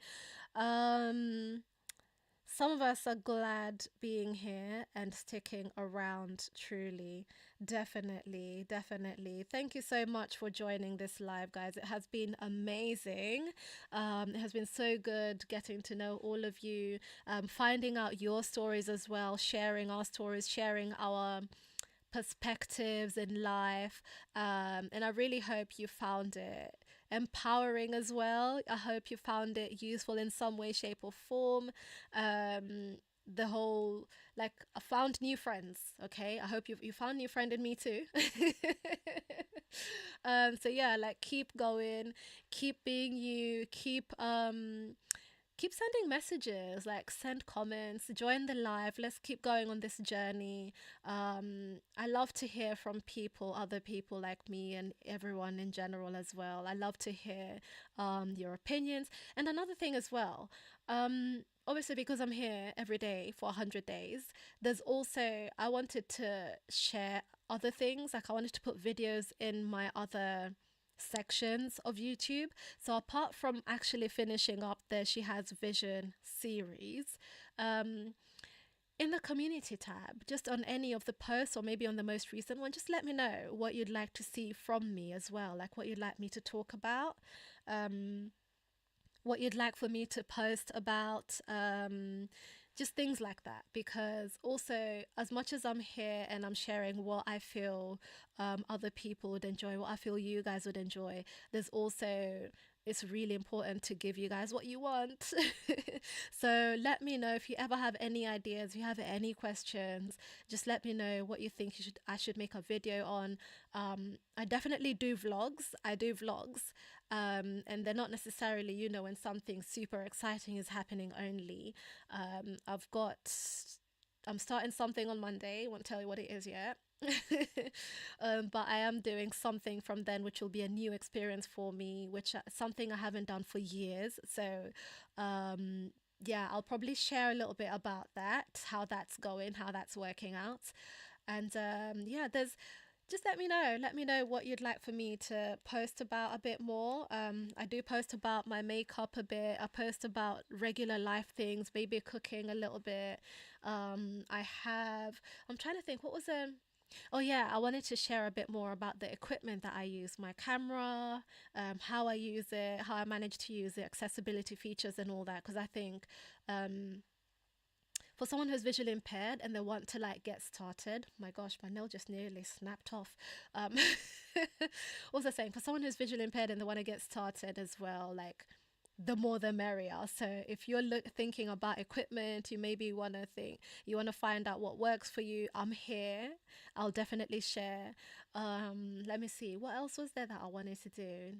See, now my brain has gone actually blank. But yeah, there's a lot of things. I have a list of things that I really wanted to post about. So you guys also let me know, and I'll be like, we're on the same page. Me too. That was on my list. I'll be sharing an affirmation, so don't run off just yet. We have an affirmation of the day today. I'm going to read the affirmation and then I'll come back to the chat, so we can also ponder and ruminate. I think ruminate is when you think about something too much, like overthink it. But I don't know. Anyway, so we can think about it, okay? So the affirmation of the day is on my other phone. We're pulling it up. Nearly there. Today's Saturday. Okay. So the affirmation of the day today, I'm going to show you guys how I see my other phone. This is how I see on my other phone. So I have two phones. This is the other thing as well. I've got two phones. I've had experience of two different phones. Like, I've always been an Android girly until recently when I got the iPhone. And like, that's when I realized literally everyone who's visually impaired has an iPhone except for me. And I was like, what's all the fuss? What's the big deal? And literally even some apps, they would come out on iOS before they come to Android. So I had basically had enough. I was like, you know what? Even though I've been using Samsung my whole life, we're going to get an iPhone. So what I want to do for you guys is, for those people who are maybe thinking of switching to iPhone, or if you have an iPhone and you're wondering what features are there on other phones, specifically the Samsung phones, I want to do a comparison video, right? I'm going to tell you guys the features that I found helpful on the Samsung and the features that I find, because I still use both of them. I don't know, I'm saying found. I use both of them. Features I find helpful on Samsung and features I find helpful on the iPhone. But I think a lot of people just don't use Android and they just don't know. Like, there's actually really, really good features for accessibility. But yeah, affirmation. Oh my gosh. I sure can tangent. I'm a professional tangent person. Okay, affirmation of the day today. I was going to say today is Saturday the 30th. Yes, it is, because we haven't slept. I know it's Sunday the 1st, but we're doing the one for Saturday the 30th because I haven't slept. So so yeah, the affirmation is I am worthy of, I'll bring it closer to my face. Hang on, let me read it first so I can say it more fluently so it sounds nicer.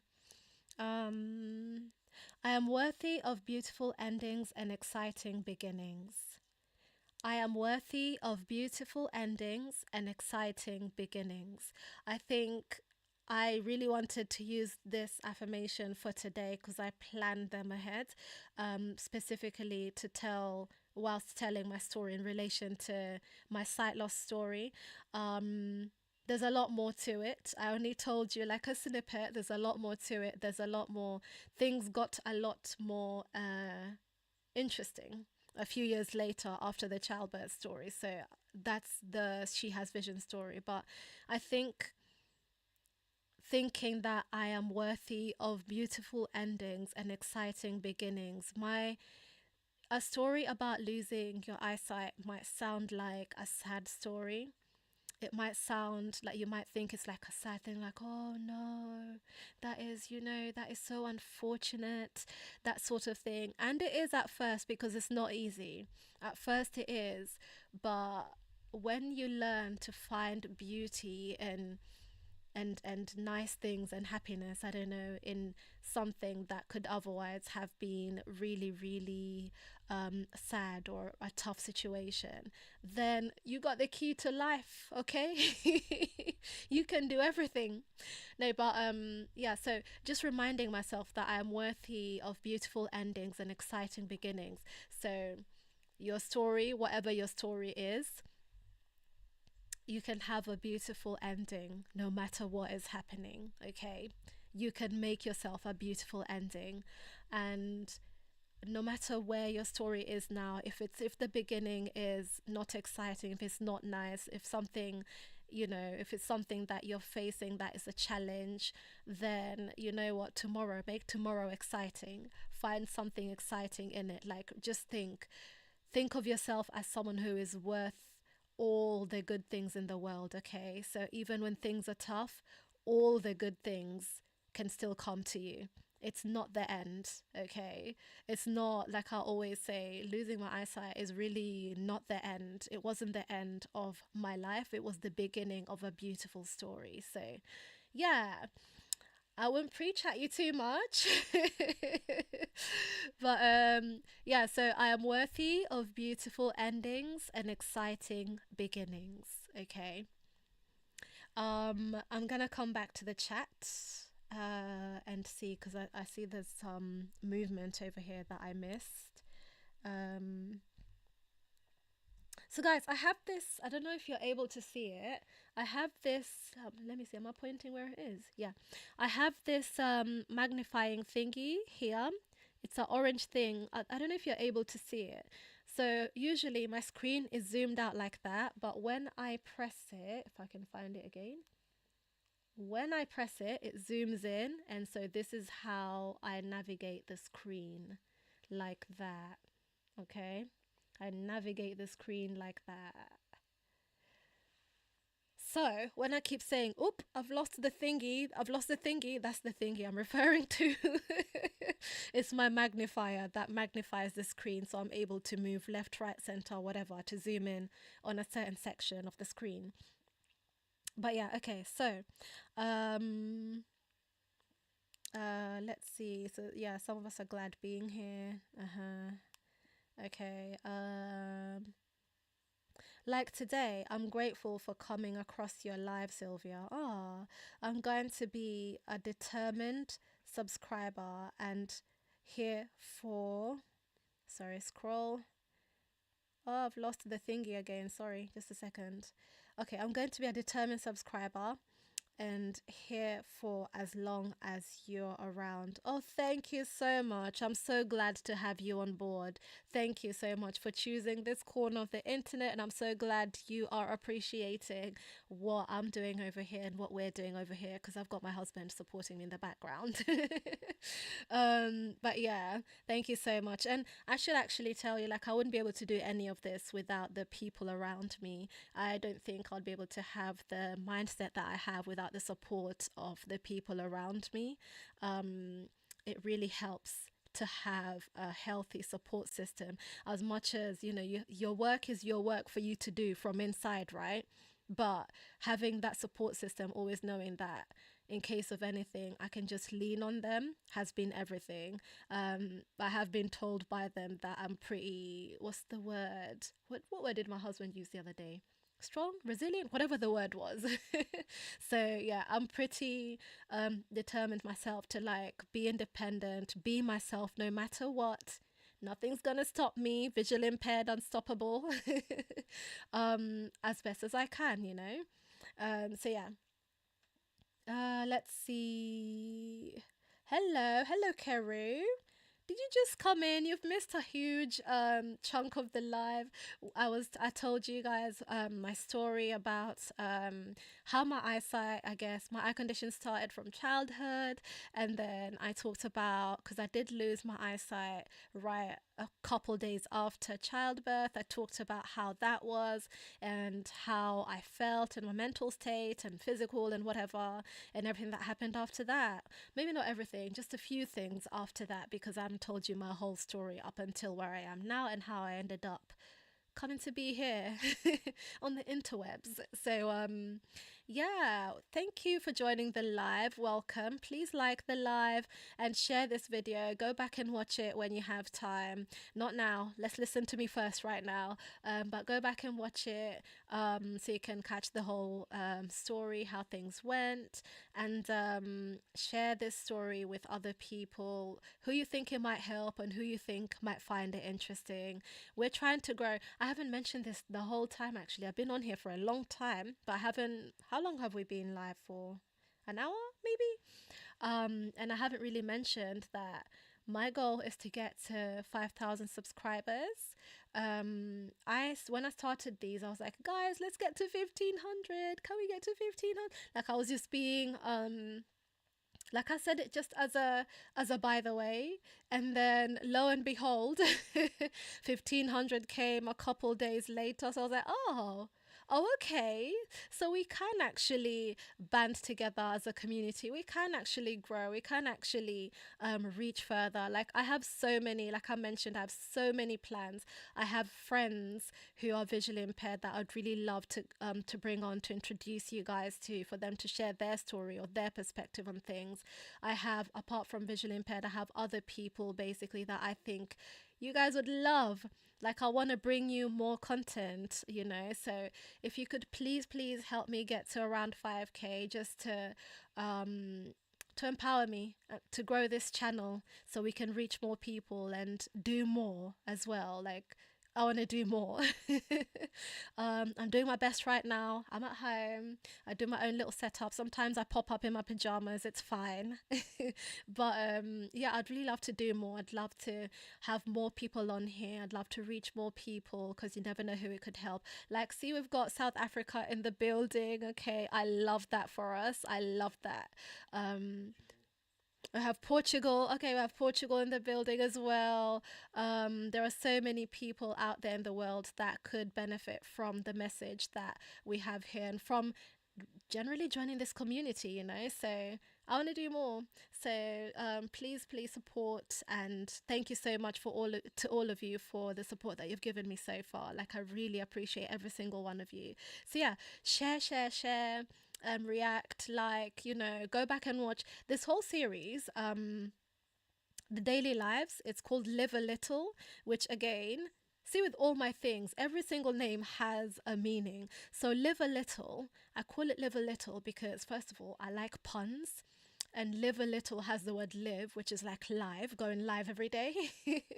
But also live a little because if you stay there overthinking something like, oh, I need to have this so I can do that, I need to have this so I can do that, then you never actually get to do what it is you want to do. The point is just start with what you've got, with what you can. So I started with just my little phone, this one in my hand, and which is how sometimes you'll see me pop up. I'll be on this phone.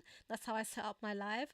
And just talk to people. Just don't even overthink it. Don't plan it. Just talk. Just switch on the camera and start talking, which is what I told myself. So, like, don't overthink it. Come on, live a little. Enjoy your life.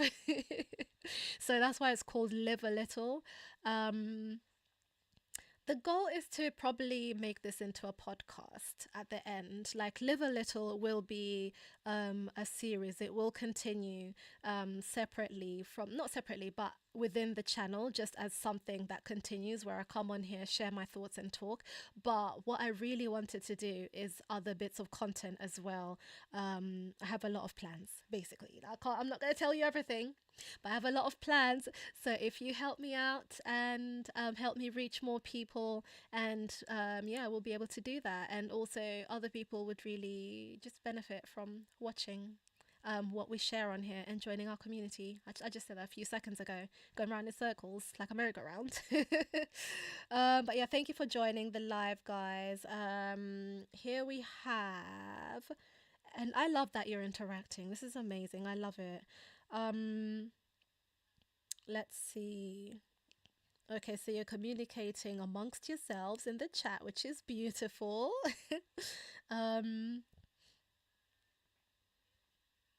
Hi, Bo. There you go. Is that, am I saying it right? Hi, Bo. Where you're from. Okay, so you guys are speaking amongst each other. Down for the Bri. Aha! We have Bris regularly here. Yes, yes. Let's see. Come to South Africa with Sylvia. You're most welcome. Oh, I would love to go to, by the way, that's literally on my list of places I'd love to go. I'd love to go to South Africa. I also would really love to go to Zanzibar. And where else did I mention? Okay, my son really wants to go to Japan. So we'll take him there one day by God's grace. Um, and then where else would I really want to go? There's so many places actually, but yeah, within Africa, I would say South Africa is somewhere I really, really want to go. Like it's number one. Um, and then Zanzibar, like Tanzania, and then where else in Africa do I want to go? I want to go to Morocco. Um, Many places. Do you know what? Let me manifest it now. Yeah. Eventually, I will be able to bring you travel content, and I will be you'll be experiencing the world through my eyes in a way, like how I travel, how I get around, how we plan ourselves, how I get around things basically. So yeah, let's go. Let's actually take it from my living room to the world. um let's see. Let's see. Affirmation. Yes, okay. So I finally managed to scroll down. Um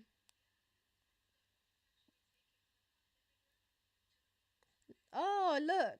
See, even Kenya said in the bucket list, now we will manifest. See? Great minds think alike. Um, let's see. So affirmation of today is I am worthy of beautiful, beautiful endings and exciting beginnings. Yes. Yes, you should write down in your notes. You should write down the affirmation if it's helping you, which I feel like it would because it's helping me as well. Going through these every single day, coming on here on these lives and sharing an affirmation. The affirmations are for me and they're for you guys. So yeah, find the orange thingy. There you are. Um, Help manifest it. I'll help manifest it with you. You guys will end up coming quicker. Oh, yes, I love this. So Noah Tech says, can you grab a paper right now or nah? I cannot. I don't have papers. I don't deal with paper. I don't have papers. Do I need to write down something? If I do, then I use my notes app on my devices. So yeah, no, did you have something to say, Noah Tech? No, did I say your name right? Let me see. Noah Tech, yeah. Okay. Welcome to the live and thank you so much for joining the live. Please say hi to your husband for me. What's his name? Hello from Suleiman to you, Sylvia's husband. Sylvia's husband, did you hear? You've been said hello to. He's known as Sylvia's husband. To be fair, if you scroll down his money, he's actually on one of the episodes of the live challenge, which interestingly enough, a lot of people have been watching that one. So yeah, he's on there. He must be very interesting. You must be so interesting, aren't you? I don't know. But yeah, he is. So yeah, let's see. The one in the middle. Okay. When was the last time someone asked you how you're doing? Me. My husband today. He's always asking me how I'm doing every day, like several times a day actually, until I'm like, I'm okay, we're okay. How are you? Huh? Yeah, and from last to first asked me as well. So yeah, today it's true. Yeah, from last to first asked me how I'm doing, and then I didn't answer, and then they asked me again, how are you doing? So I was like, oh, so that means how are you really doing? So yeah, I'm okay. I'm doing well. I'm feeling really well today. I'm feeling optimistic. I'm feeling energetic. I was really tired earlier. Probably the late nights, then I'm doing it again. But yeah, I'm feeling really good. Like it's a good day for me today, and I'm thankful for that. Yeah. How are you feeling? How are you doing? When's the last time somebody asked you? Um, let's see. I think I've lost track of where I am. Yeah. So the one in the middle, when's the last time somebody asked you how you're doing? I'm asking you back. How are you doing? The one in the middle says, your accent is gorgeous. Oh, thank you. It's Kenyan and British. Thank you. Um, let's see. Suleiman says, um, oh, you'd love to be in one of my episodes of the. Oh my, that's amazing. Oh, yes, please. I'd love to. I'd love that. Okay. I love it. Look, I've got guests already. um, I'd love that. I don't know. I was trying to think how you can reach out so I can maybe write a comment somewhere and then yeah. But let's manifest it as well because the podcast hasn't even gotten started. But we're obviously planning. We're planning. We're going to do it. We're going to do it. Thank you for volunteering as tribute. Thank you so much. So I've got my first guest for the podcast. Yay! The podcast is happening. The podcast is happening, guys. Let's see. So Lemian says, hello, greetings from Spain. Hi, hola, hola. Thank you. Welcome to the live and thank you for joining the live.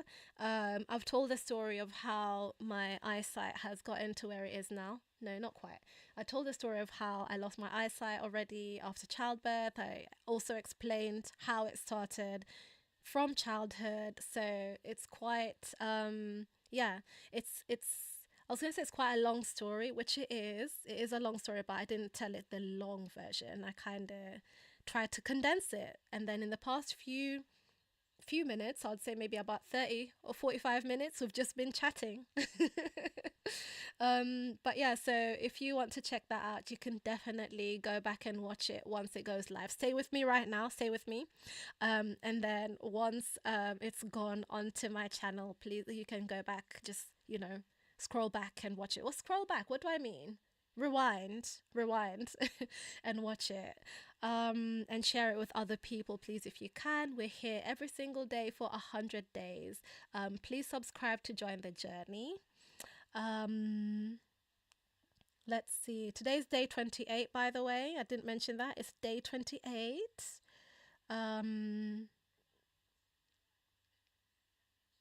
So, okay, someone's asking for support with medication. I don't know. I don't know, is that a cash app? What is that? Okay, anyway, yeah, I hope your children feel better. I hope your children feel better.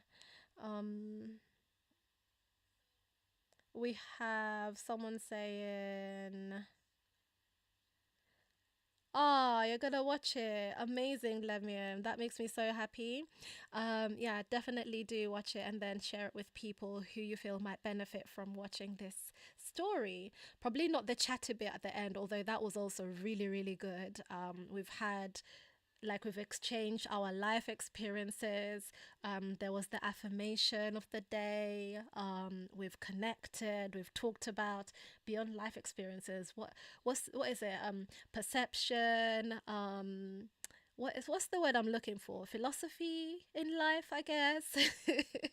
But yeah, we've had a really, really good conversation too. So that could be also useful for somebody. You never know. Let's see, is this conversation for me or are y'all having y'all own combo? Okay, let's see. I'm curious. So I've been traveling to India for my eye treatment. It's much more cheaper, and medically, India is so much more ahead than South Africa. What I'm curious about is, yes, assuming I'm assuming doing laser treatment on your one eye isn't possible. Um, so this is what I'm saying. Like I told you guys, the condensed version of my story. From the age of 6, when my eye condition was diagnosed, all the way up until now, I've been in constant treatment. I've been in constant treatment, medication with the best doctors that were available wherever. So when I was in Kenya, the best doctors that were available there. When I came here, I'm under the care of like the expert consultants in my eye condition as well, and in the hospital that people travel all over the world to come to go to. So I have been under amazing care from day one. So I had to simply answer your question, basically, apart from being in constant treatment, amazing care, and all that, apart from medication, I've had several procedures in my eye, including one time I remember when I was a child, I did do laser surgery. I did just others. I've lived in hospitals. I've lived in the hospital. Like I've always been inside the hospital. Like there's so many pictures of me as a child all the way until now, just in hospital with the eye patch. So I like I rest assured, like I go through my life knowing that all the doctors that have dealt with me, they've done the best they can. Because one thing I didn't mention initially, when my eye condition was diagnosed, I have uveitis, by the way. When it was diagnosed when I was a child, the first doctor that saw me said, okay, so told my parents, okay, so your child is going to be completely blind in 6 months. You'd be better off just enrolling her in the blind school, the local blind school, which is a really good blind school, by the way. But my parents were like, or we can get a second opinion. Second opinion said the same thing. Third opinion said the same thing. Fourth doctor said, oh, there's this new thing they're doing in London. Maybe you should take her there. And so he referred me now, and that's when I came over here. And I was fortunate enough to be able to actually even come here for treatment. It's not something that everybody, as you know, how the world is, it's not something that everybody can manage to do. So I was really fortunate to be able to be brought over here for treatment. And then yeah, so that's how it has been going, like between then and now. I did come here for treatment and then go back to Kenya, then come back, stay for a couple months. I did actually miss school.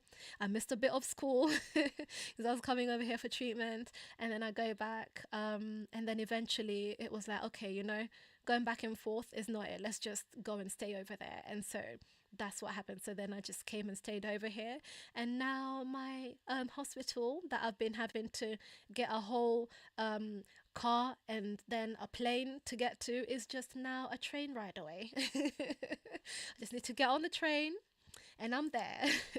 But yeah, I've been in treatment my whole life. They're doing the best they can. They can't really do anything about the one eye that can't see, and the eye that can see a bit, they've tried their best, as am I. I'm also trying my best by holding on to hope, because that's the other thing. If you give up, then you've given up, and that's it. Even the most logical things just won't happen because you've given up. So I'm still holding on to hope. So I'm holding on to the last bit of eyesight that I've got, my little 5%. I'm appreciating it. I'm learning to live without the rest of the 95% that I don't have. Or sometimes I have days when I don't see anything at all, when there's a flare up, and I'm still learning to live without eyesight. But everyone's doing their best, including me. So yeah. I answer in such long-winded ways, but yeah, no, laser wouldn't really do anything right now for me. Um, let's see. Lemium says, you said you had a Kenyan accent.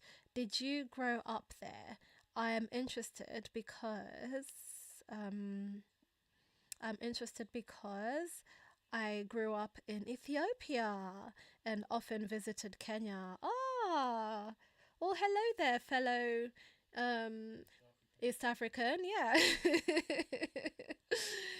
Okay. Well, yeah, I did live in Kenya, like I've just mentioned in a separate answer, answering a completely different question. Oh, as life works. I did live in Kenya for some of my childhood, and then I moved here. So yeah. Okay. Let's see. Suleiman says Addis Ababa. That's actually, I've always wanted to go to Ethiopia. How did I forget that? That's another place in Africa I've always wanted to go to. Yeah, I've always really wanted to go to Ethiopia and see, like, the historical type buildings and everything. Just go to those areas. Like, I love, with every place that I go to, I love going to learn their history because I'm a history person. I just want to know.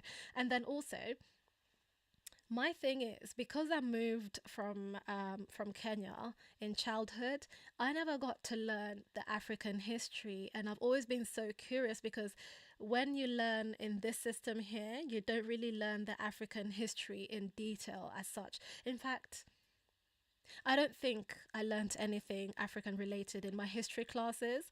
And like, I really feel like that's something I missed out on a lot. So I really, really am so interested and fascinated in historical things in Africa and places in Africa because I'm like, oh, I didn't know this was like that. Do you know what I mean? Like, I feel like there's a gap in my knowledge and in my being that I need to fill by learning African history and everything, within Africa that I can learn. But yeah, let's see. Oh, you from Addis Ababa? That's the capital, isn't it? Wait, let me not. It's the capital, right? You know how, what was it? What country was it? I didn't even know the capital. I said another city and it's not the capital. The capital is another city. Maybe it was in Nigeria. I don't know. I thought Lagos was the capital, but it's not. I don't know now, maybe is it Port Harcourt? Let me not. See, I don't know African geography and it's not on. um,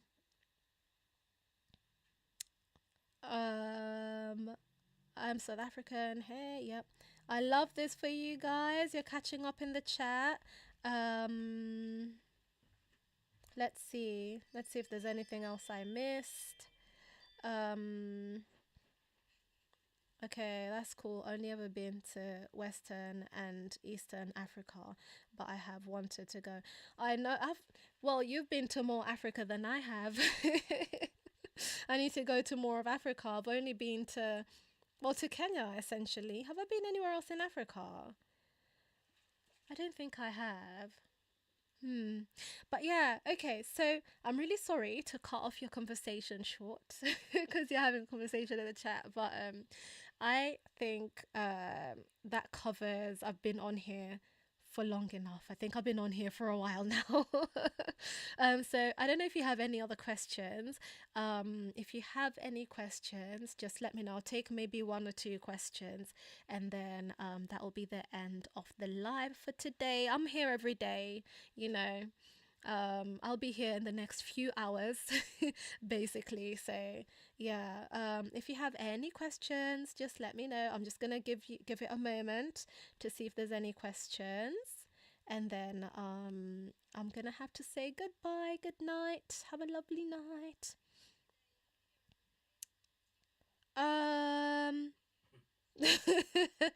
get up, stand up, speak up. Probably not, being that I'm married. But keep trying, keep going. You'll find somebody. I'm not your girl. Okay. I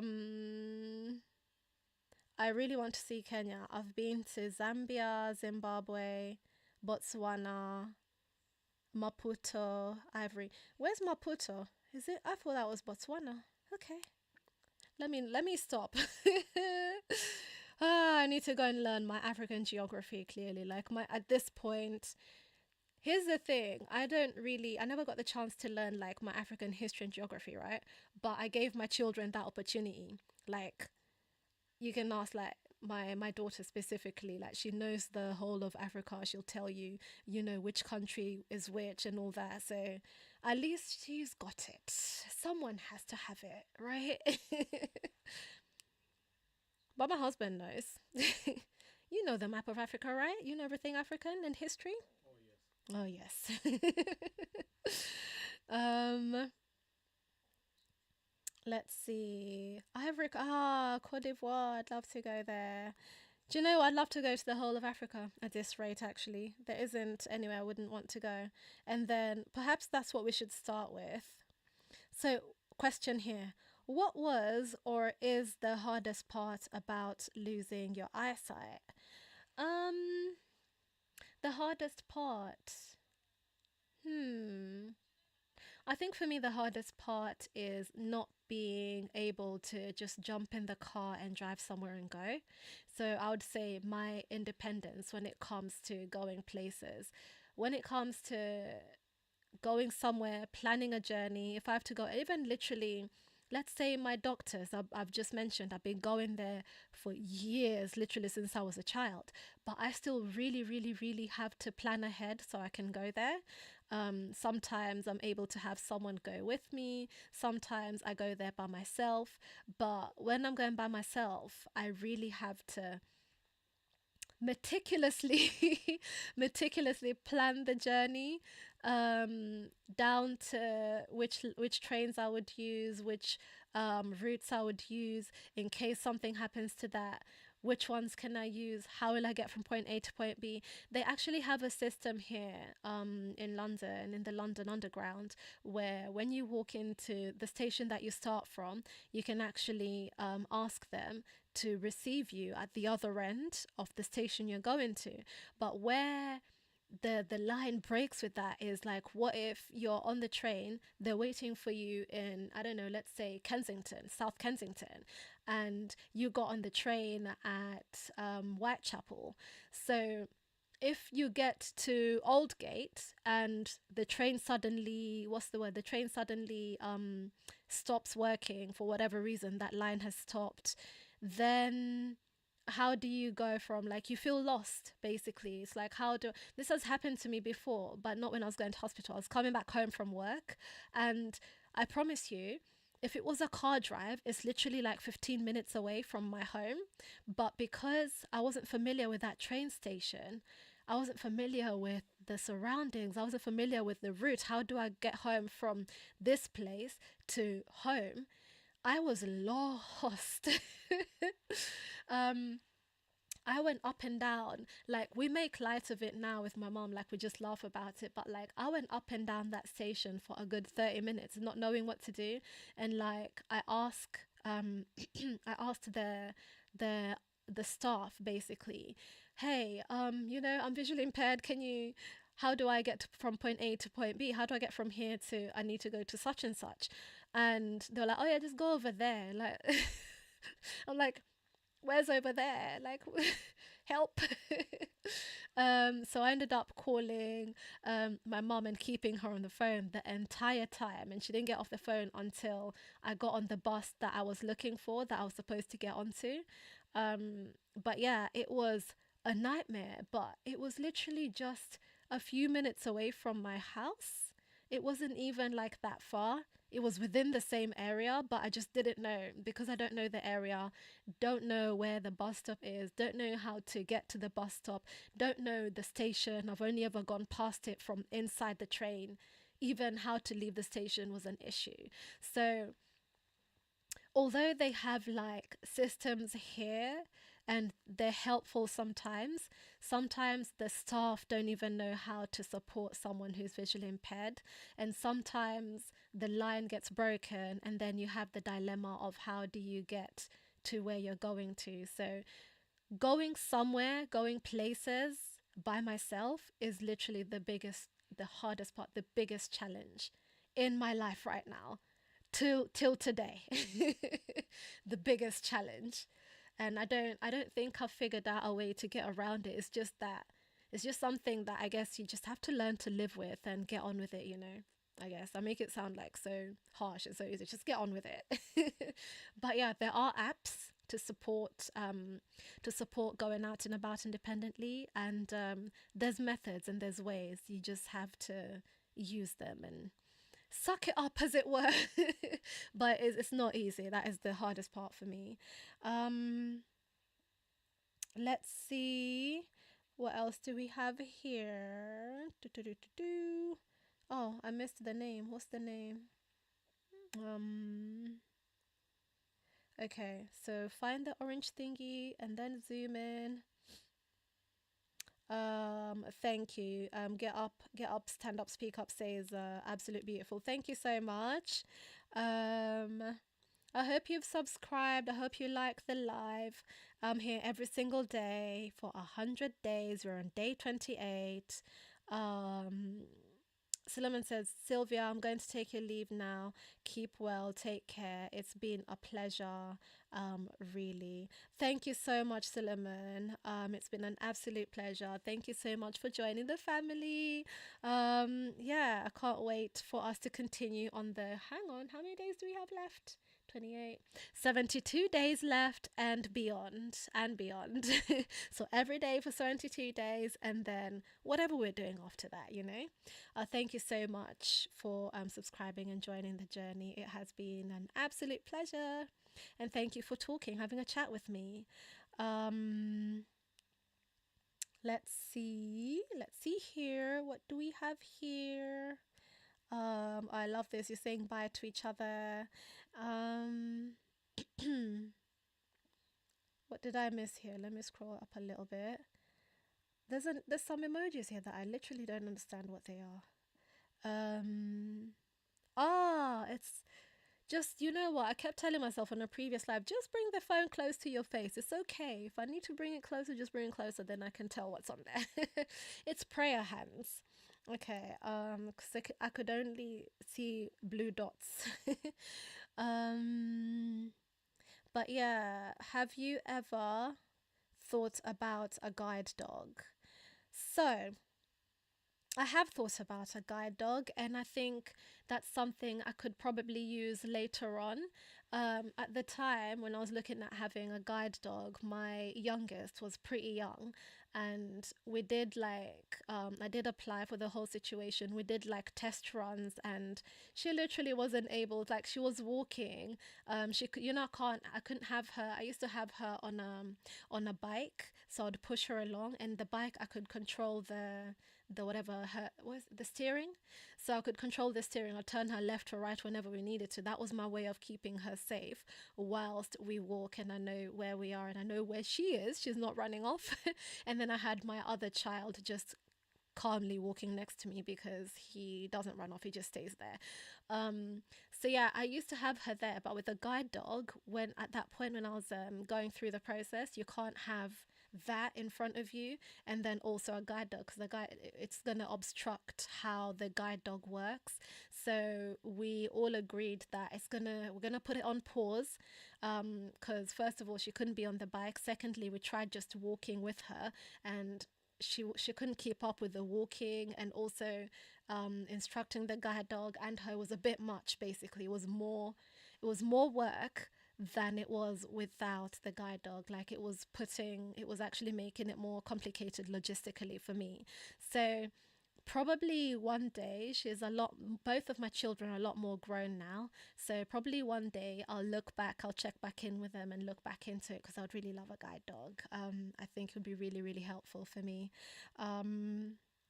But yeah, that's the thing with some of the tools and the way the things that we do to kind of navigate and get around.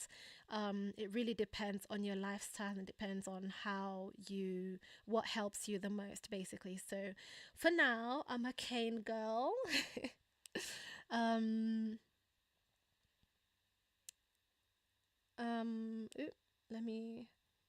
Let's see. Okay, so after the guide dog question, there's something here.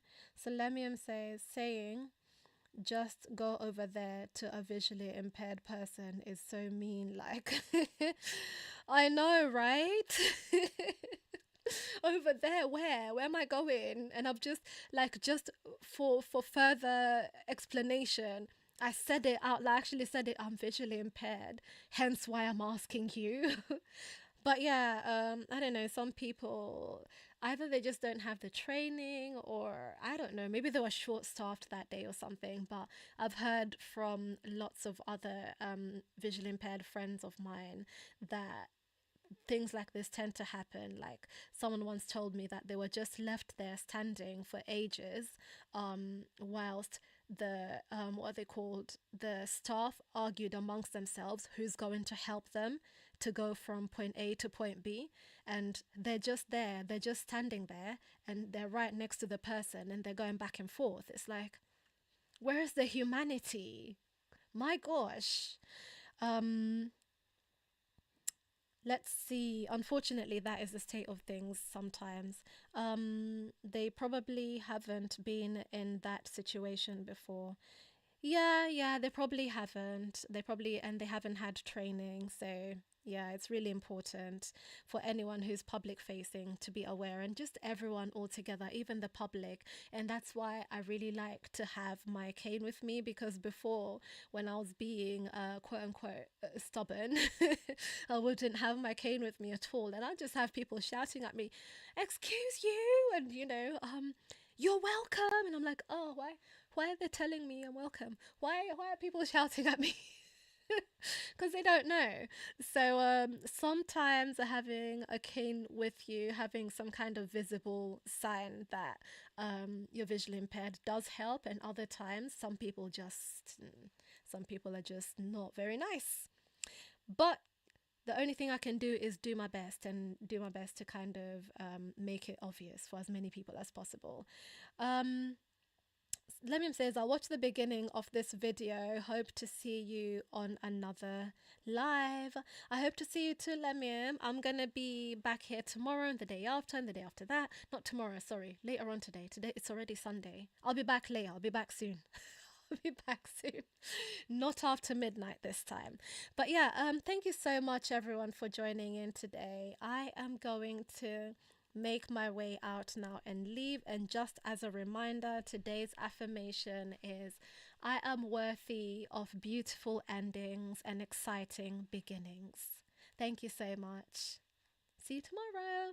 Don't forget, don't overthink it, live a little. See you tomorrow or later on today.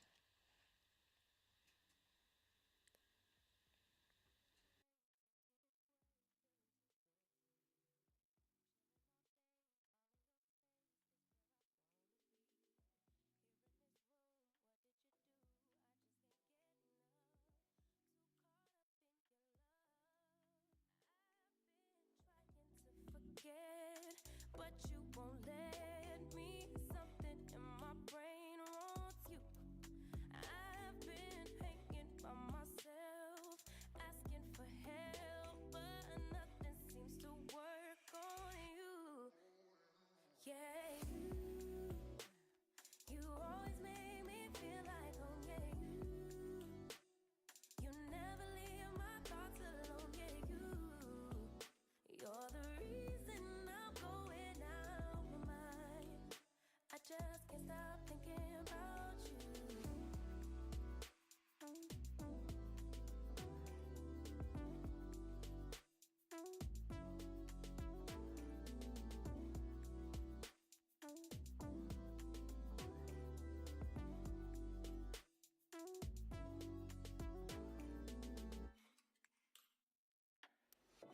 All that I crave when you're away, nights are sleepless. Do we need space? Yeah, maybe a break. Boy, you're my weakness.